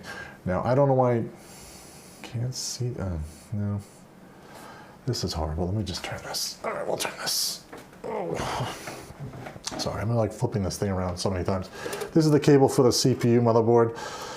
I'm just going to tie it down here along this little path. Bend the wire tie, which would help to get it into the stupid hole there. Come on, don't do that to me. All right, there we go. Again, the wire tying, you know, the cable management, this is entirely up to you. If you're building it for you, you could skip this because if you upgrade a lot, it really doesn't matter too much. But if you clean your machine or you have a very dusty machine all the time, you'll want to like spend the extra few minutes to do this, because when you got to go dust it out, it will be easier than with a whole bunch of wires in your way, and then all the dust bunnies get like hidden in different areas where it's very difficult to get to.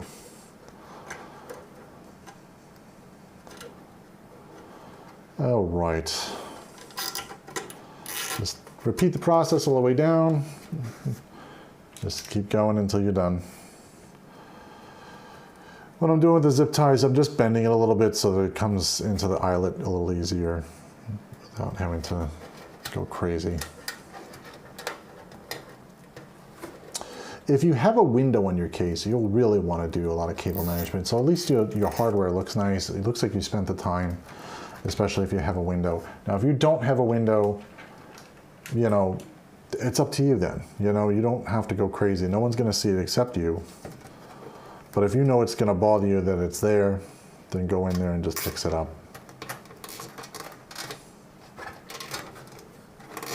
All right, get that in there. All right, that's nice and tied. This might be a little high for the case, but I'm going to see when we go to do it. Make sure to clip all the tails. Just clip them off. The tails. Be careful of your fingers, of course.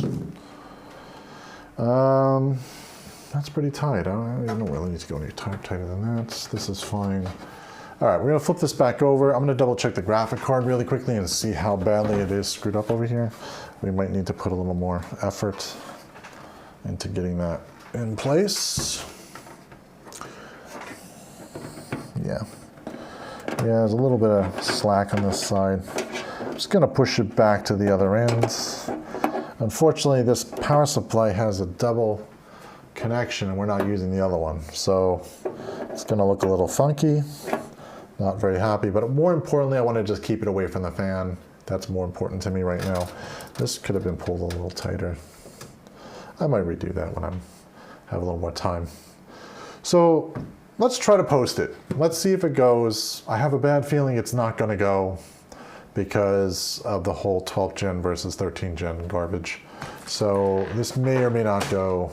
If it doesn't go, we'll end the stream. If it does go, we'll continue. How about that? We'll just do that.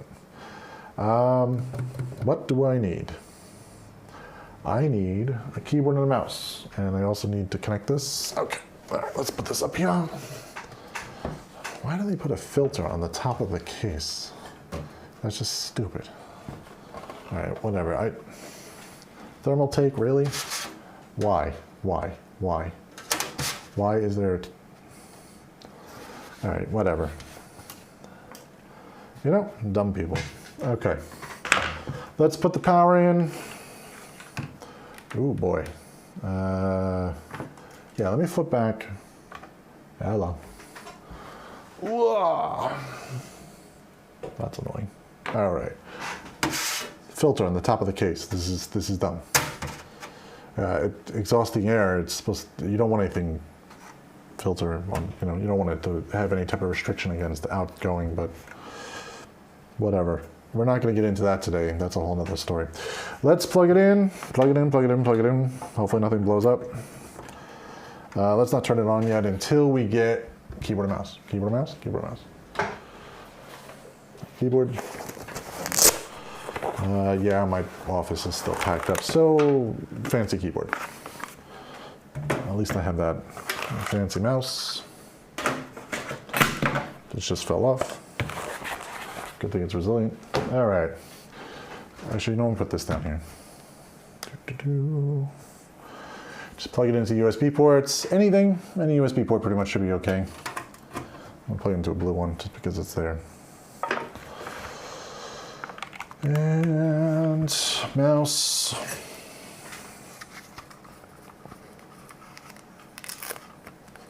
Do you guys want a video on how to, like, basic maintenance? I think people need a basic maintenance one. Someone said, okay, tested. Yeah, I'm working on it.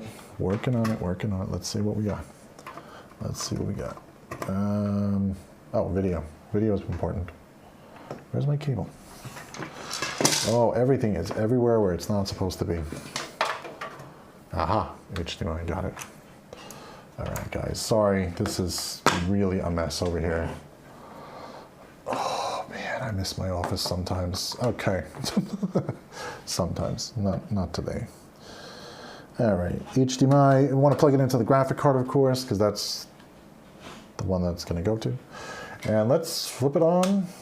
Let me go to there and turn myself on the corner here, or maybe down the bottom corner. There we go. Let's see. If it works, great. If it doesn't, oh well. Powered on. Probably should have it going the other direction, but. Are we going to boot? I can't see the LEDs from here, so we booted. Nice. Okay. Function F1. Let's see if we can get in the BIOS. Oh, let me put this bigger. I can't read that. Alrighty. There we go. So I'm hitting delete to go to the BIOS. And we get into the BIOS. Usually you come up to this BIOS that is, what's the word I'm looking for? The easy BIOS, okay? And the problem with easy BIOS is that it does give you a decent amount of options, but it's not all the options that we're gonna need. So we're gonna go to advanced, which is at the top. It says push F7, so we're gonna do F7, and it'll bring up the more advanced selection. Now, before we start making changes to the BIOS, which you're gonna have to do, to get the more faster speed memory and all that stuff, I want to update the BIOS, which I have a flash drive. I'm going to update the BIOS. So I'm going to plug it into a USB port, one that hopefully is working. No, I'm just kidding. It's going to work. Plug it in. And then we're going to go to is M-Flash, which is bottom left corner here. It'll move the mouse. M-Flash. It'll ask you, do you want to reboot? You have an option. Just hit yes. Now make sure you have that flash drive in, make sure you've downloaded your newest BIOS. To do that, you go to your manufacturer's website and you just download it from your model number. Make sure to pick the proper model number if you're unsure. It is written on the motherboard also, just in case you don't have a copy of your receipt of whatever you purchased. And we're in there, and of course it found the flash drive, which is awesome, and it found the newest BIOS, which is newer, 9.8. Okay, so let's select that. And it's gonna say, do you wanna select this file? I don't know why it keeps asking me the same question. Say yes, and now it's gonna start flashing the BIOS. Now, here's a little warning, because it definitely shows you right on the screen, do not power off the system, do not pull the flash drive out of the USB area. This is very important. Because if you do that right now, this board does not have a flashback BIOS. So you will brick your motherboard. And that would be a very bad day for you. So Let's try not to do that, because if you brick your motherboard, you're going to have to send it back to the manufacturer for them to fix and reprogram the BIOS again for you, and then probably update it for you at the same time, because they don't want you to make that same mistake. Do not do this during a thunderstorm or any kind of crazy thing going on. If you have a backup UPS battery, this is the time to make sure that it is plugged in and working before you do this, just in case the power is lost. You have the backup battery, which should last long enough to do the flash for the BIOS. What you don't see here is that I do have a battery in the corner there that is running all of this, and it is all backed up on that one battery, and it is heavy enough to handle this whole thing just in case the power goes out. Except for my light. My light's not plugged into there. That's just stupid. So, 92, 93, come on, let's go. Let's go. Come on. 98. All right, this BIOS is not so bad, actually. Gigabyte, I think, was one of the worst. That's like slow. I have a lot of features, though. All right. Now, it should do a weird rebooting thing. This is normal. It may reboot more than once. You may hear the fans go up and down a few times. That's normal. So just be patient until you see the screen for the BIOS again. You're going to go back into the BIOS once it comes up, which it should be. There we go. So just hit the delete key, go back into the BIOS, and we're going to set a few settings really quickly. It's going to ask you a dumb question about box cooler, air tower cooler, water cooler. We're using a box cooler. Box cooler is what came with the CPU, hence box cooler. Air tower cooler is something like, you know, your Noctua coolers. There's a whole bunch of different ones, Be Quiet, etc. They also make a whole bunch of water coolers. In this case, we're going to choose the one that's box cooler because that's the one we installed. It's going to choose a fan profile based off of that. It's going to also choose what's plugged into those fans. It's fine. It will do its thing. If you see the motherboard temperature is 33C and the CPU core temperature is 41C, that is perfectly fine. That's about the right temperature in here. So we're going to go to function F7 again.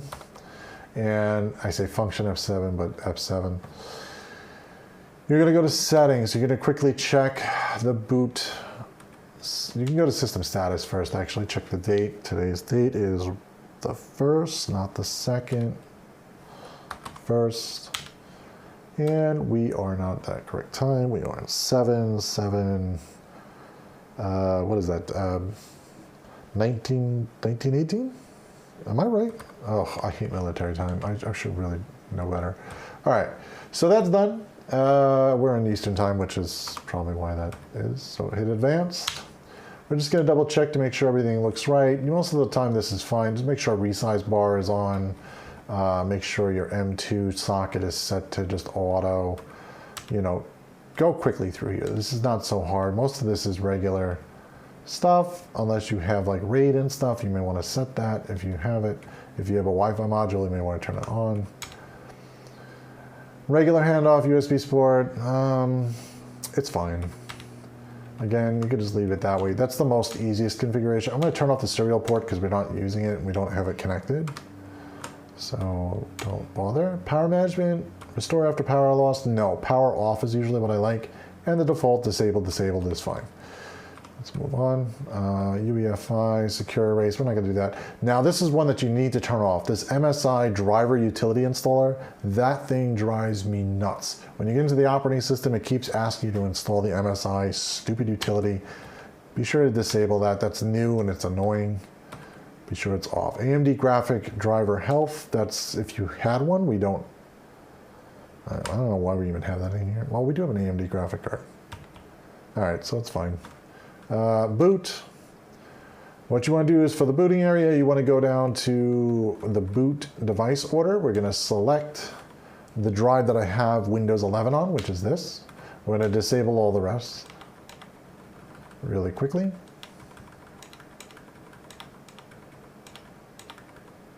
Disable. Now you can go into here, double check to make sure the boot priority is correct, which it is. Now I know what type of drive I have plugged in. It's a Samsung flash drive.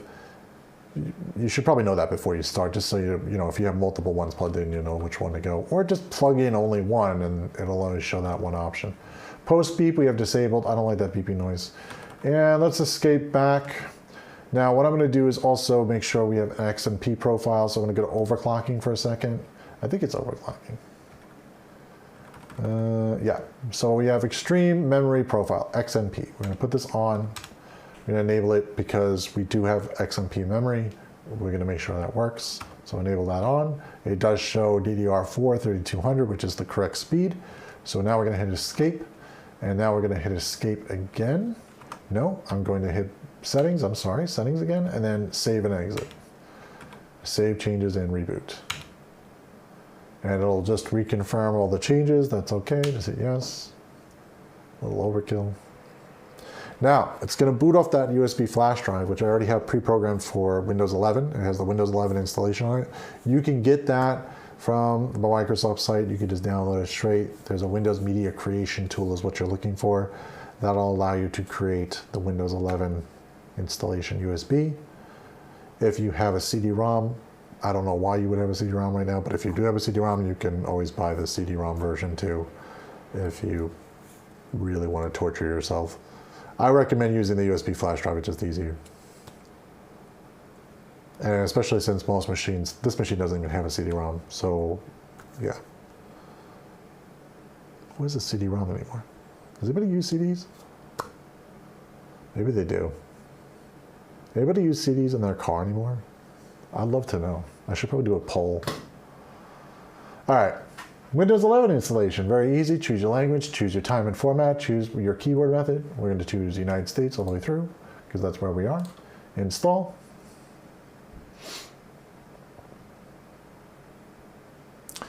We don't have a product key right now because we're on a stream and I'm not showing you my customer's product key, obviously. So we're going to say I don't have a product key. It's going to ask me what version of Windows to install. I'm going to do Windows 11 Pro because that's what the client wants and that's what we recommend. The home edition sucks. Accept the agreement and move on.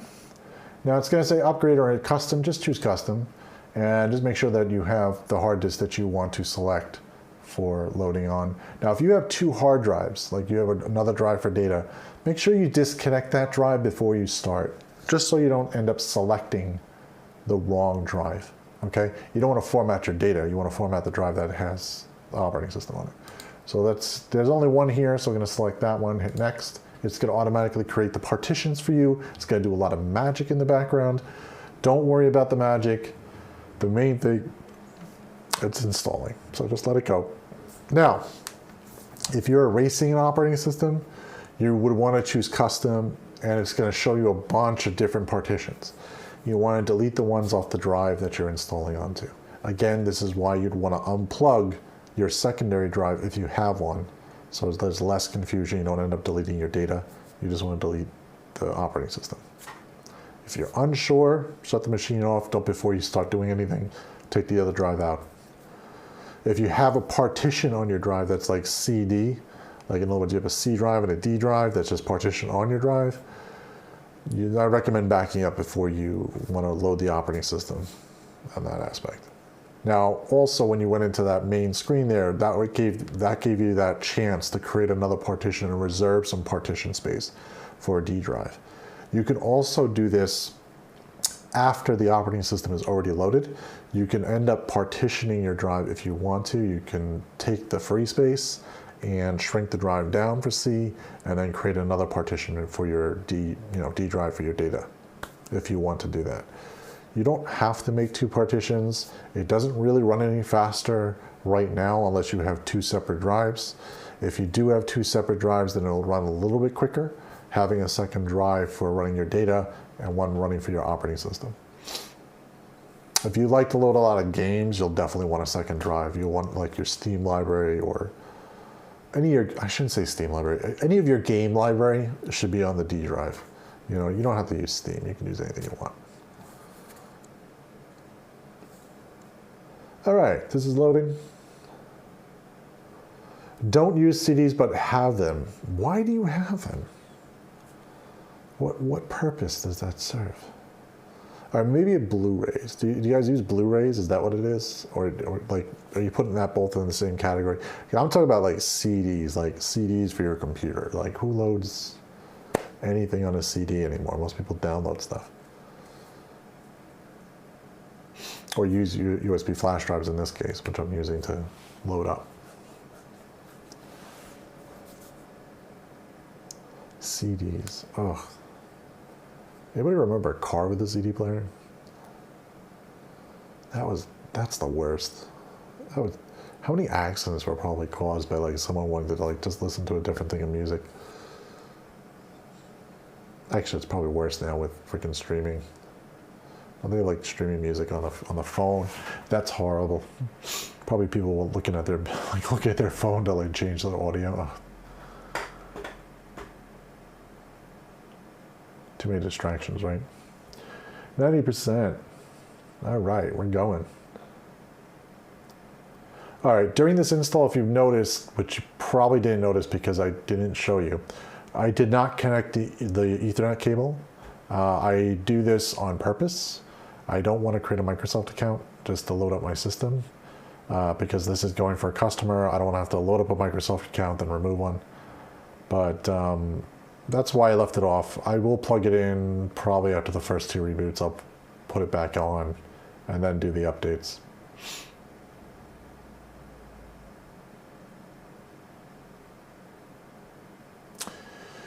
For great movies, but in the computer. Well, in the computer is not on CD. You mean Blu-ray or maybe like, what's the other one? DVDs, not CDs.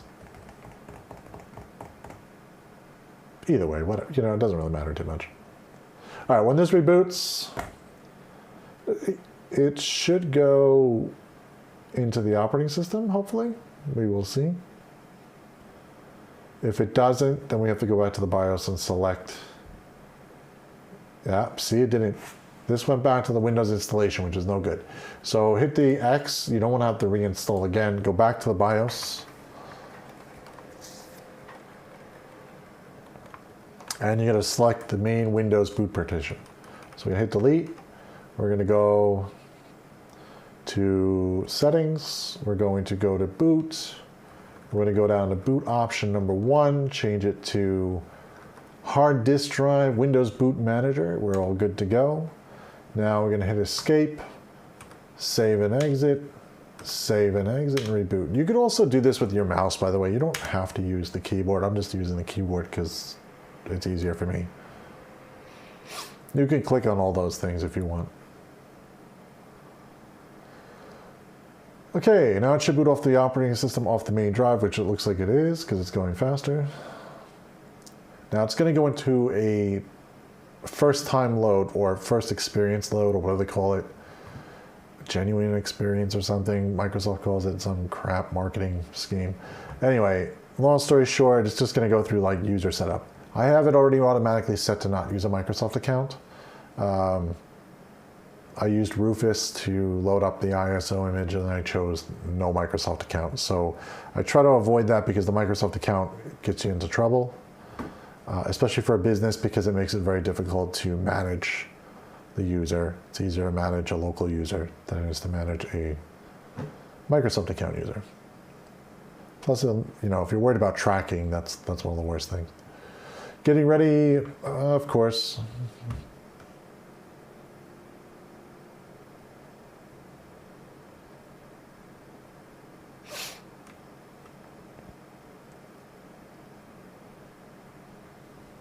We're loading. This does take a few minutes, usually. This is normal. Especially the first time, because it's going to look for drivers that it's going to try to figure out. It's going to try to connect to the internet, realize it can't.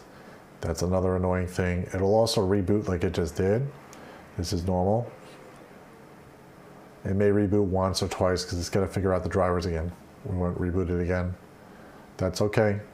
Just hands off the keyboard, just sit back, relax, wait for it to fully finish doing what it's going to do. It's going to say just a moment. It's going to say we're getting things ready for you, blah, blah, blah. After you set up the user, which maybe a minute. There we go. So now you're going to get this lovely Windows welcome screen. And it's going to ask you again what country and region you are in, because, you know, God forbid it asks you just once. It's going to ask you twice. Now it's going to ask you what kind of keyboard you have. Yes. I'm going to skip the second layout because we don't have a second keyboard. I don't know why it does that. Now, it's going to ask you a dumb question about, do you want to connect to the internet? It's really going to try to push this Microsoft account. I'm going to say I don't have internet. I'm going to lie a little bit here. So just a little bit of a lie. Continue with limited setup is what I'm going to choose because I don't want to connect. And I just want to create a user. And in this case, we're going to enter a name. We're just going to put B1 because that's boot once. All right. We're going to hit enter. We're not going to put a password for right now, but you probably should put a password. Hit next. It's going to say, hi, we're getting things ready for you. Oh, getting things ready for you. They took out where. All right. This might take a few minutes. Don't turn off your PC. Just follow the instructions. Don't turn off your PC.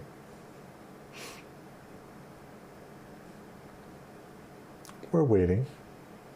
We're going to be waiting for a little bit.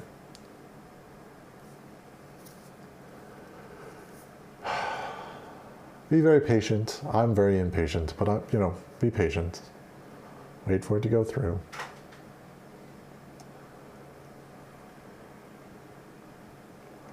All right. Any day now. Yeah, this is taking a little longer than I expected, but it is going. I'm going to just double check. What I'm doing is I'm double checking the lights on the top, making sure the hard drive light is working, making sure the power light is working, which it is. I'm going to check the USB ports also when it comes on. We do these checks really off stream. We really don't do these checks on stream because they're kind of boring and they take a while. But we do check every USB port. We plug everything in, make sure everything works, make sure the audio works, you know, stuff like that after we're done loading the drivers, which we're now going to do a quick load of the drivers. So on this USB flash drive, which I already created, I created a B1 folder. That B1 folder has all the drivers and the fun stuff that we need. So I'm going to put it on the C drive just to make it go a little faster. And copy it over. Well, move it in this case. Once it's moved over, we're going to run a little script to get rid of all the bloatware and all the garbage, but we're also going to install the drivers. I like to do the drivers first and get everything out of the way. So we're going to extract all. Do the first one, which is the chipset. That's fine. Set up chipset. Okay, that's because I don't have the internet connected. All right, so let's connect the internet. It's going to need it at this point. It wants smart screen on, so I'm not going to deny it smart screen. Let's plug in the Ethernet. Okay, it's going to pop online, hopefully. Oh, I'm in the corner that you can't see anything. That's great.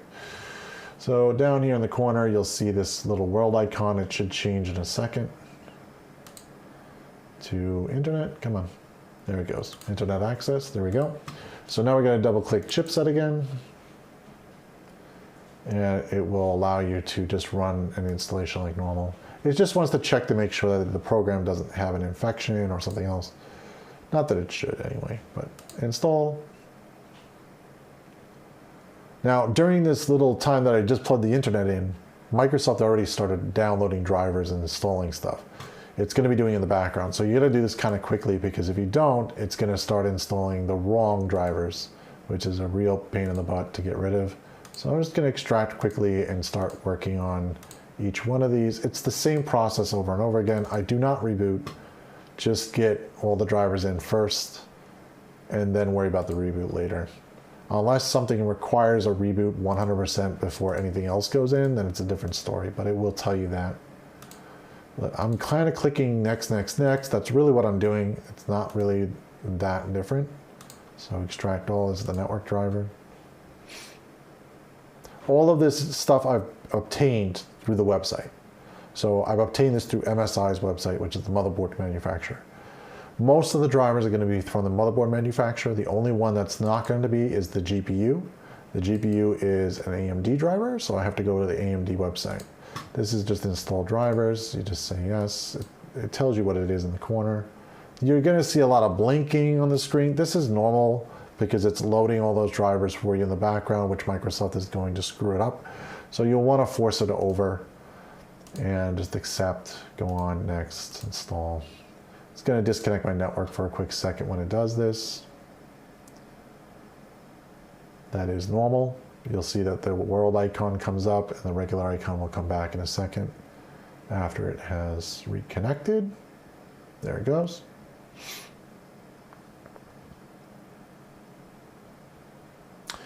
Okay, finish. Okay, we don't need anything else for that. Let's go back to drivers.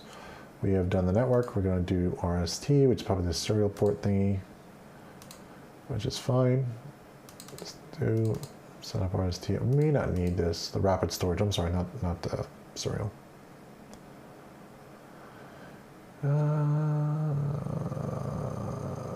No, we don't need this one, so it's good. It'll tell you if you don't need it, which in this case it doesn't need it. Extract all. Some motherboards won't tell you if you need it, it'll just install it anyway. It may not hurt anything. Install. Get the newest driver. Finished. Yay. Close. Okay. Now, we should quickly take a look at Device Manager, which I did is just right-clicked the Start menu and then click Device Manager. And we're just going to see if there's anything not installed. Nothing is having an error. But if you look at display adapters, it's got the Microsoft AMD Radeon RX 6500 XT. This is a bad driver. This is from Microsoft. It's not really a good driver. Let's use the one from AMD. So what we're going to do is we're going to close all this junk. And we're going to go hit finish on this. We're going to open up Edge. Edge. Continue without syncing data. Oh God, it's going to ask you 1.5 billion questions for no reason. All right, let's go to AMD.com. Let me turn myself off from here. Okay. Let's go to resources and support. We're going to go to drivers. And we're just going to download the Windows 10 11 chipset driver plus regular Radeon graphics card driver. So I'm just going to download this. It'll install, it's an automatic install. It'll install what you need. Upper corner here. There we go, allow it. After you do that, click install, close. Now the customer doesn't want to use Edge. If you would like to use Edge, go for it. I freaking can't stand Edge. Most people open up Edge and they just download Chrome, this is what we're going to do. We're going to download Chrome for the customer. I like Firefox, but most people like Chrome. To each their own. So we're going to uncheck help make Google better. We don't need more tracking. Download Chrome. Now, of course, Microsoft is like, hey, Edge runs better and all this other junk. No, just download Chrome. And it did it already in the corner, but it just told you this other junk just to annoy you. Why can't I see that? Okay, there we go. Update. Say yes. It's going to say on your marks, it's install, blah, blah, blah. Close this. Keep that open. And what we're going to do in the background here, I've already started this. Let's open up additional options. Full install. Yes. Now it already detected what you have, which in this case is the AMD Radeon RX 6500 XT. If you noticed, it said chipset drivers and all this other stuff. It only installs what you have. This is an Intel system, technically speaking. So it's only an AMD GPU. So it's installing only the GPU drivers. So let's hit next. It say what version it has. Fine. This is the privacy view. I'm not going to install this. This is optional. You guys can look at what that does later if you really care for it. We're going to install it. Not install it, I mean, it's going to install only just the driver. They try to install a lot of other stuff. If you want to do those other installations, I would recommend that you read what they are. Don't just say yes to everything. You know, make sure that you say yes to the things you want. Now Chrome comes up, but Chrome doesn't default as new, so we're going to open it again. We're going to say okay, we're going to set defaults. We're going to change it to Chrome. Microsoft is going to yell at us over and over again. So hit set default, and you see what it did. It only set default for HTML, HTML, and all the rest are on Edge. Microsoft, really? You know, like why? They just want to hang on. So change the PDF one to switch anyway to Chrome. And you'll want to set probably, that's probably fine. Mail, they're going to load Outlook anyway, so it's probably not going to need it. And that's it. That's fine. But the more important one is the PDF, because most people use the PDF, so it's really annoying. Still installing the AMD driver, that's fine. Now, Chrome should be set as default, so it shouldn't show up again up here. We're going to just do a quick change. You can set your home page. I'd like to set it to our company. Oop. I'm installing the graphic card driver, that's why it flashed, that's okay. Just wait for it to come back on. Hit add, I'm gonna make it boot once. And of course it's gonna flash again. There it goes. That's okay, it's gonna ask to reboot in a few seconds. All right, that's coming up with our website, yay. Now Microsoft Edge, I just clean that off really quick. You can send over your usage information if you want. I'm gonna uncheck that. We're gonna just restart. Give it a second, it's gonna do some more updates because it was probably doing updates in the background. That is okay. Let this go. The updates will probably, the updates do take a little bit of time, so yeah, I may not do that on stream because it's going to take like an hour, 2 hours to load all the updates, plus all the rest of the patches. But I'll show you how to get it started, so at least you know how to do it. It should automatically do it in the background, but some updates don't get pushed automatically. You may have to push them on your own. So let's do that. To do that, you click Start, go to Settings.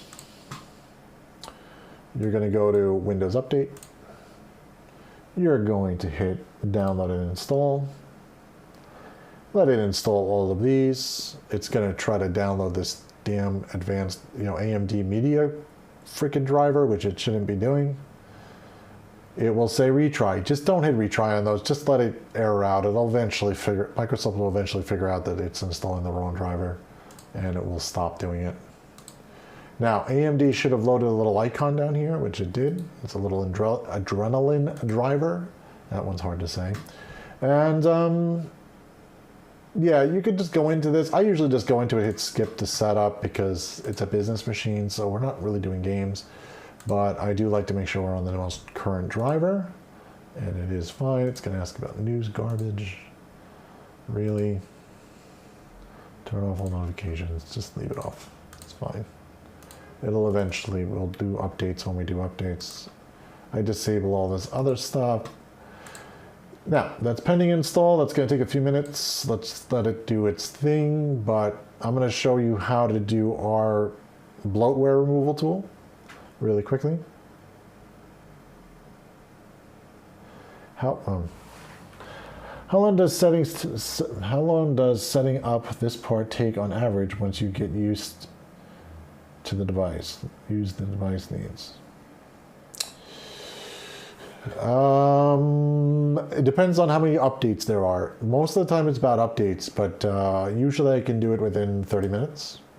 If I don't have to, like 30 minutes of my interaction, but you could take up to like 2 hours to like actually go through all the installs. You'll see also like here, like some of these failed, some of them completed. I can hit, and then it also does this, which is now down here. It says cumulative update preview, but it's actually not installing it without a full click through. So you gotta say this, turn it on, and allow it to install. So those optional updates, they say they're optional, but they're not really optional. They're functional updates. In my opinion, they should just download and install. So let it download, install, let it patch. I am going to skip past this a little bit so that I can get into showing you how to do the bloatware removal, but you should really wait for this to go through first because it may reinstall the bloatware removal tool, may like reinstall some other stuff. So let's open up Windows PowerShell. And we're going to run Windows PowerShell.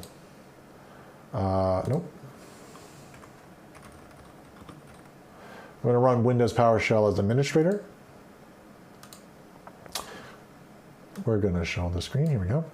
And we're going to jump over to the B1 folder that we created. We're going to go into the Windows 11 removal bloatware tool. By the way, to make it autofill, you just push tab. Like you just start typing some of the name and it works. We're going to also type out how to run this script, and we're just going to select this, and we're going to run that. So I just selected it, right-clicked so it goes to copy, and then right-clicked again to paste. Say yes. It's going to say yes to all, so it allows me to run this script. And we're going to run Windows 11. No, sorry. We're going to run remove bloatware, PS1. Now what this is going to do is just going to go through and remove a whole bunch of these dumb programs that are automatically installed. Like a good example, like Get Started, Zoom Music, which doesn't even exist anymore. It's going to disable some of the telemetry. It's going to reset some of the configuration. If you're interested in that, you can download that we give away for free. It's on one of our YouTube videos. So if you go back through our catalog, you can actually get that. And you can download it right from our website. And it's all open, you know, it's all open. It's a script. So it's just a text file. You can look at it and you can select what you want to install, what you don't want to install.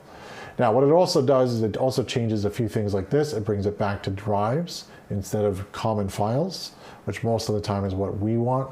But you could also, again, you can edit that in the script if you don't want to have it do all that. But it does remove a lot of the programs. It doesn't get rid of Spotify, unfortunately, and it doesn't get rid of this stuff in here. But it gets rid of a lot of the Xbox stuff. So if you go to installed apps, you can scroll down. You'll notice this is a lot shorter than a regular default install.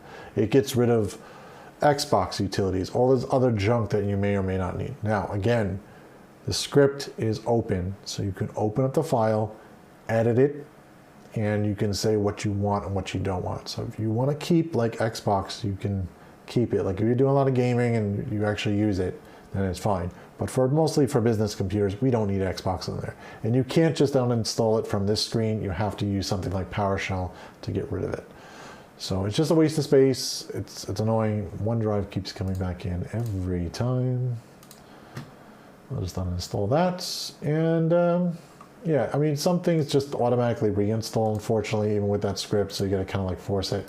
WhatsApp, by the way, is not really installed. These are just icons to load the program, which we really don't want. So we're just gonna hit uninstall, but it's really not there anyway. I don't want the new Outlook. The new Outlook sucks. Get rid of that. We're also gonna unpin some of this stuff. I like to unpin Edge. I like to keep it kind of simple. Snipping tool, not really necessary here. No, what am I doing? Unpin. Unpin from start. Now, Google is obviously installed. I'm going to pop over here. Google is installed, so I'm going to right-click this, and I'm just going to choose that I want it pinned to start, and I also want it pinned to taskbar, because that's normally where it should be, so we can easily access it. We're going to unpin this, unpin that. We're going to take the search out, so we're going to go to taskbar settings. We're going to turn off the widgets. I can't stand that thing. Hide the search. So now we're kind of back to like a plain, very boring thing going on here. Now, if you notice, the time is wrong because it reset our time zone. We have to change that also. So let's go to Control Panel. Let's go to Large Icons. Let's go to Date and Time. And we're going to go over to Change Time Zone. We're not in the Pacific. We are in Eastern Time. We're going to hit OK to that. We are now going to go to make sure it's synced, and that is correct. It's 7:48, and OK. And we're going to close this. That's it for right now. I'm going to check on the updates. We're going to go back to settings, going to make sure Windows updates are running. It's still installing something in the background. It's fine. We're going to close PowerShell. And that is the basic loading of Windows. That is a lot of stuff right there.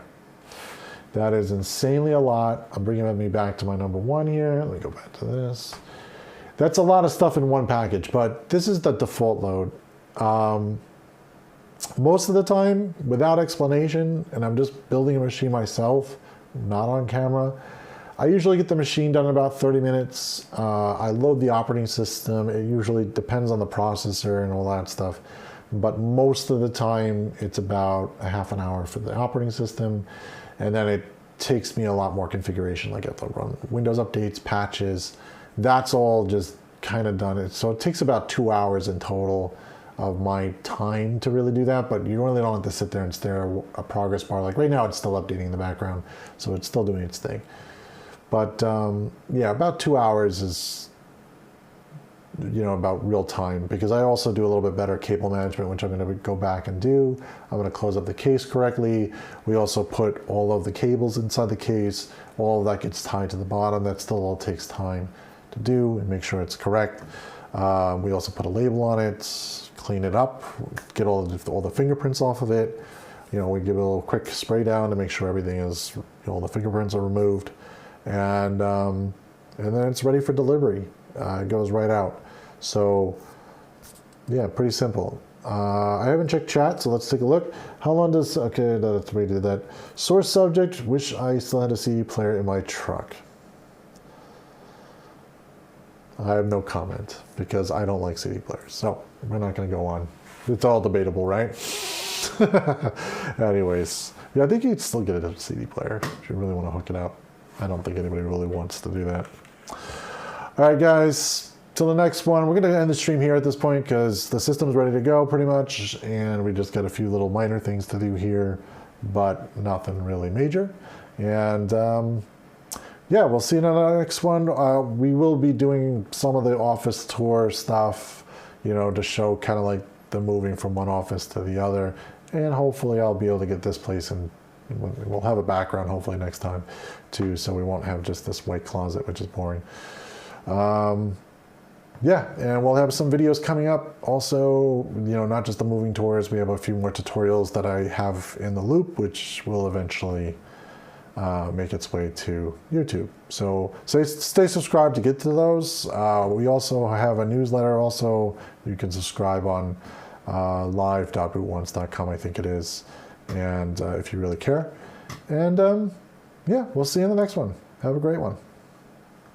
Of course, I got the raw mouse. Look at that. Okay. Still in editing here. All right. Did I end it? No.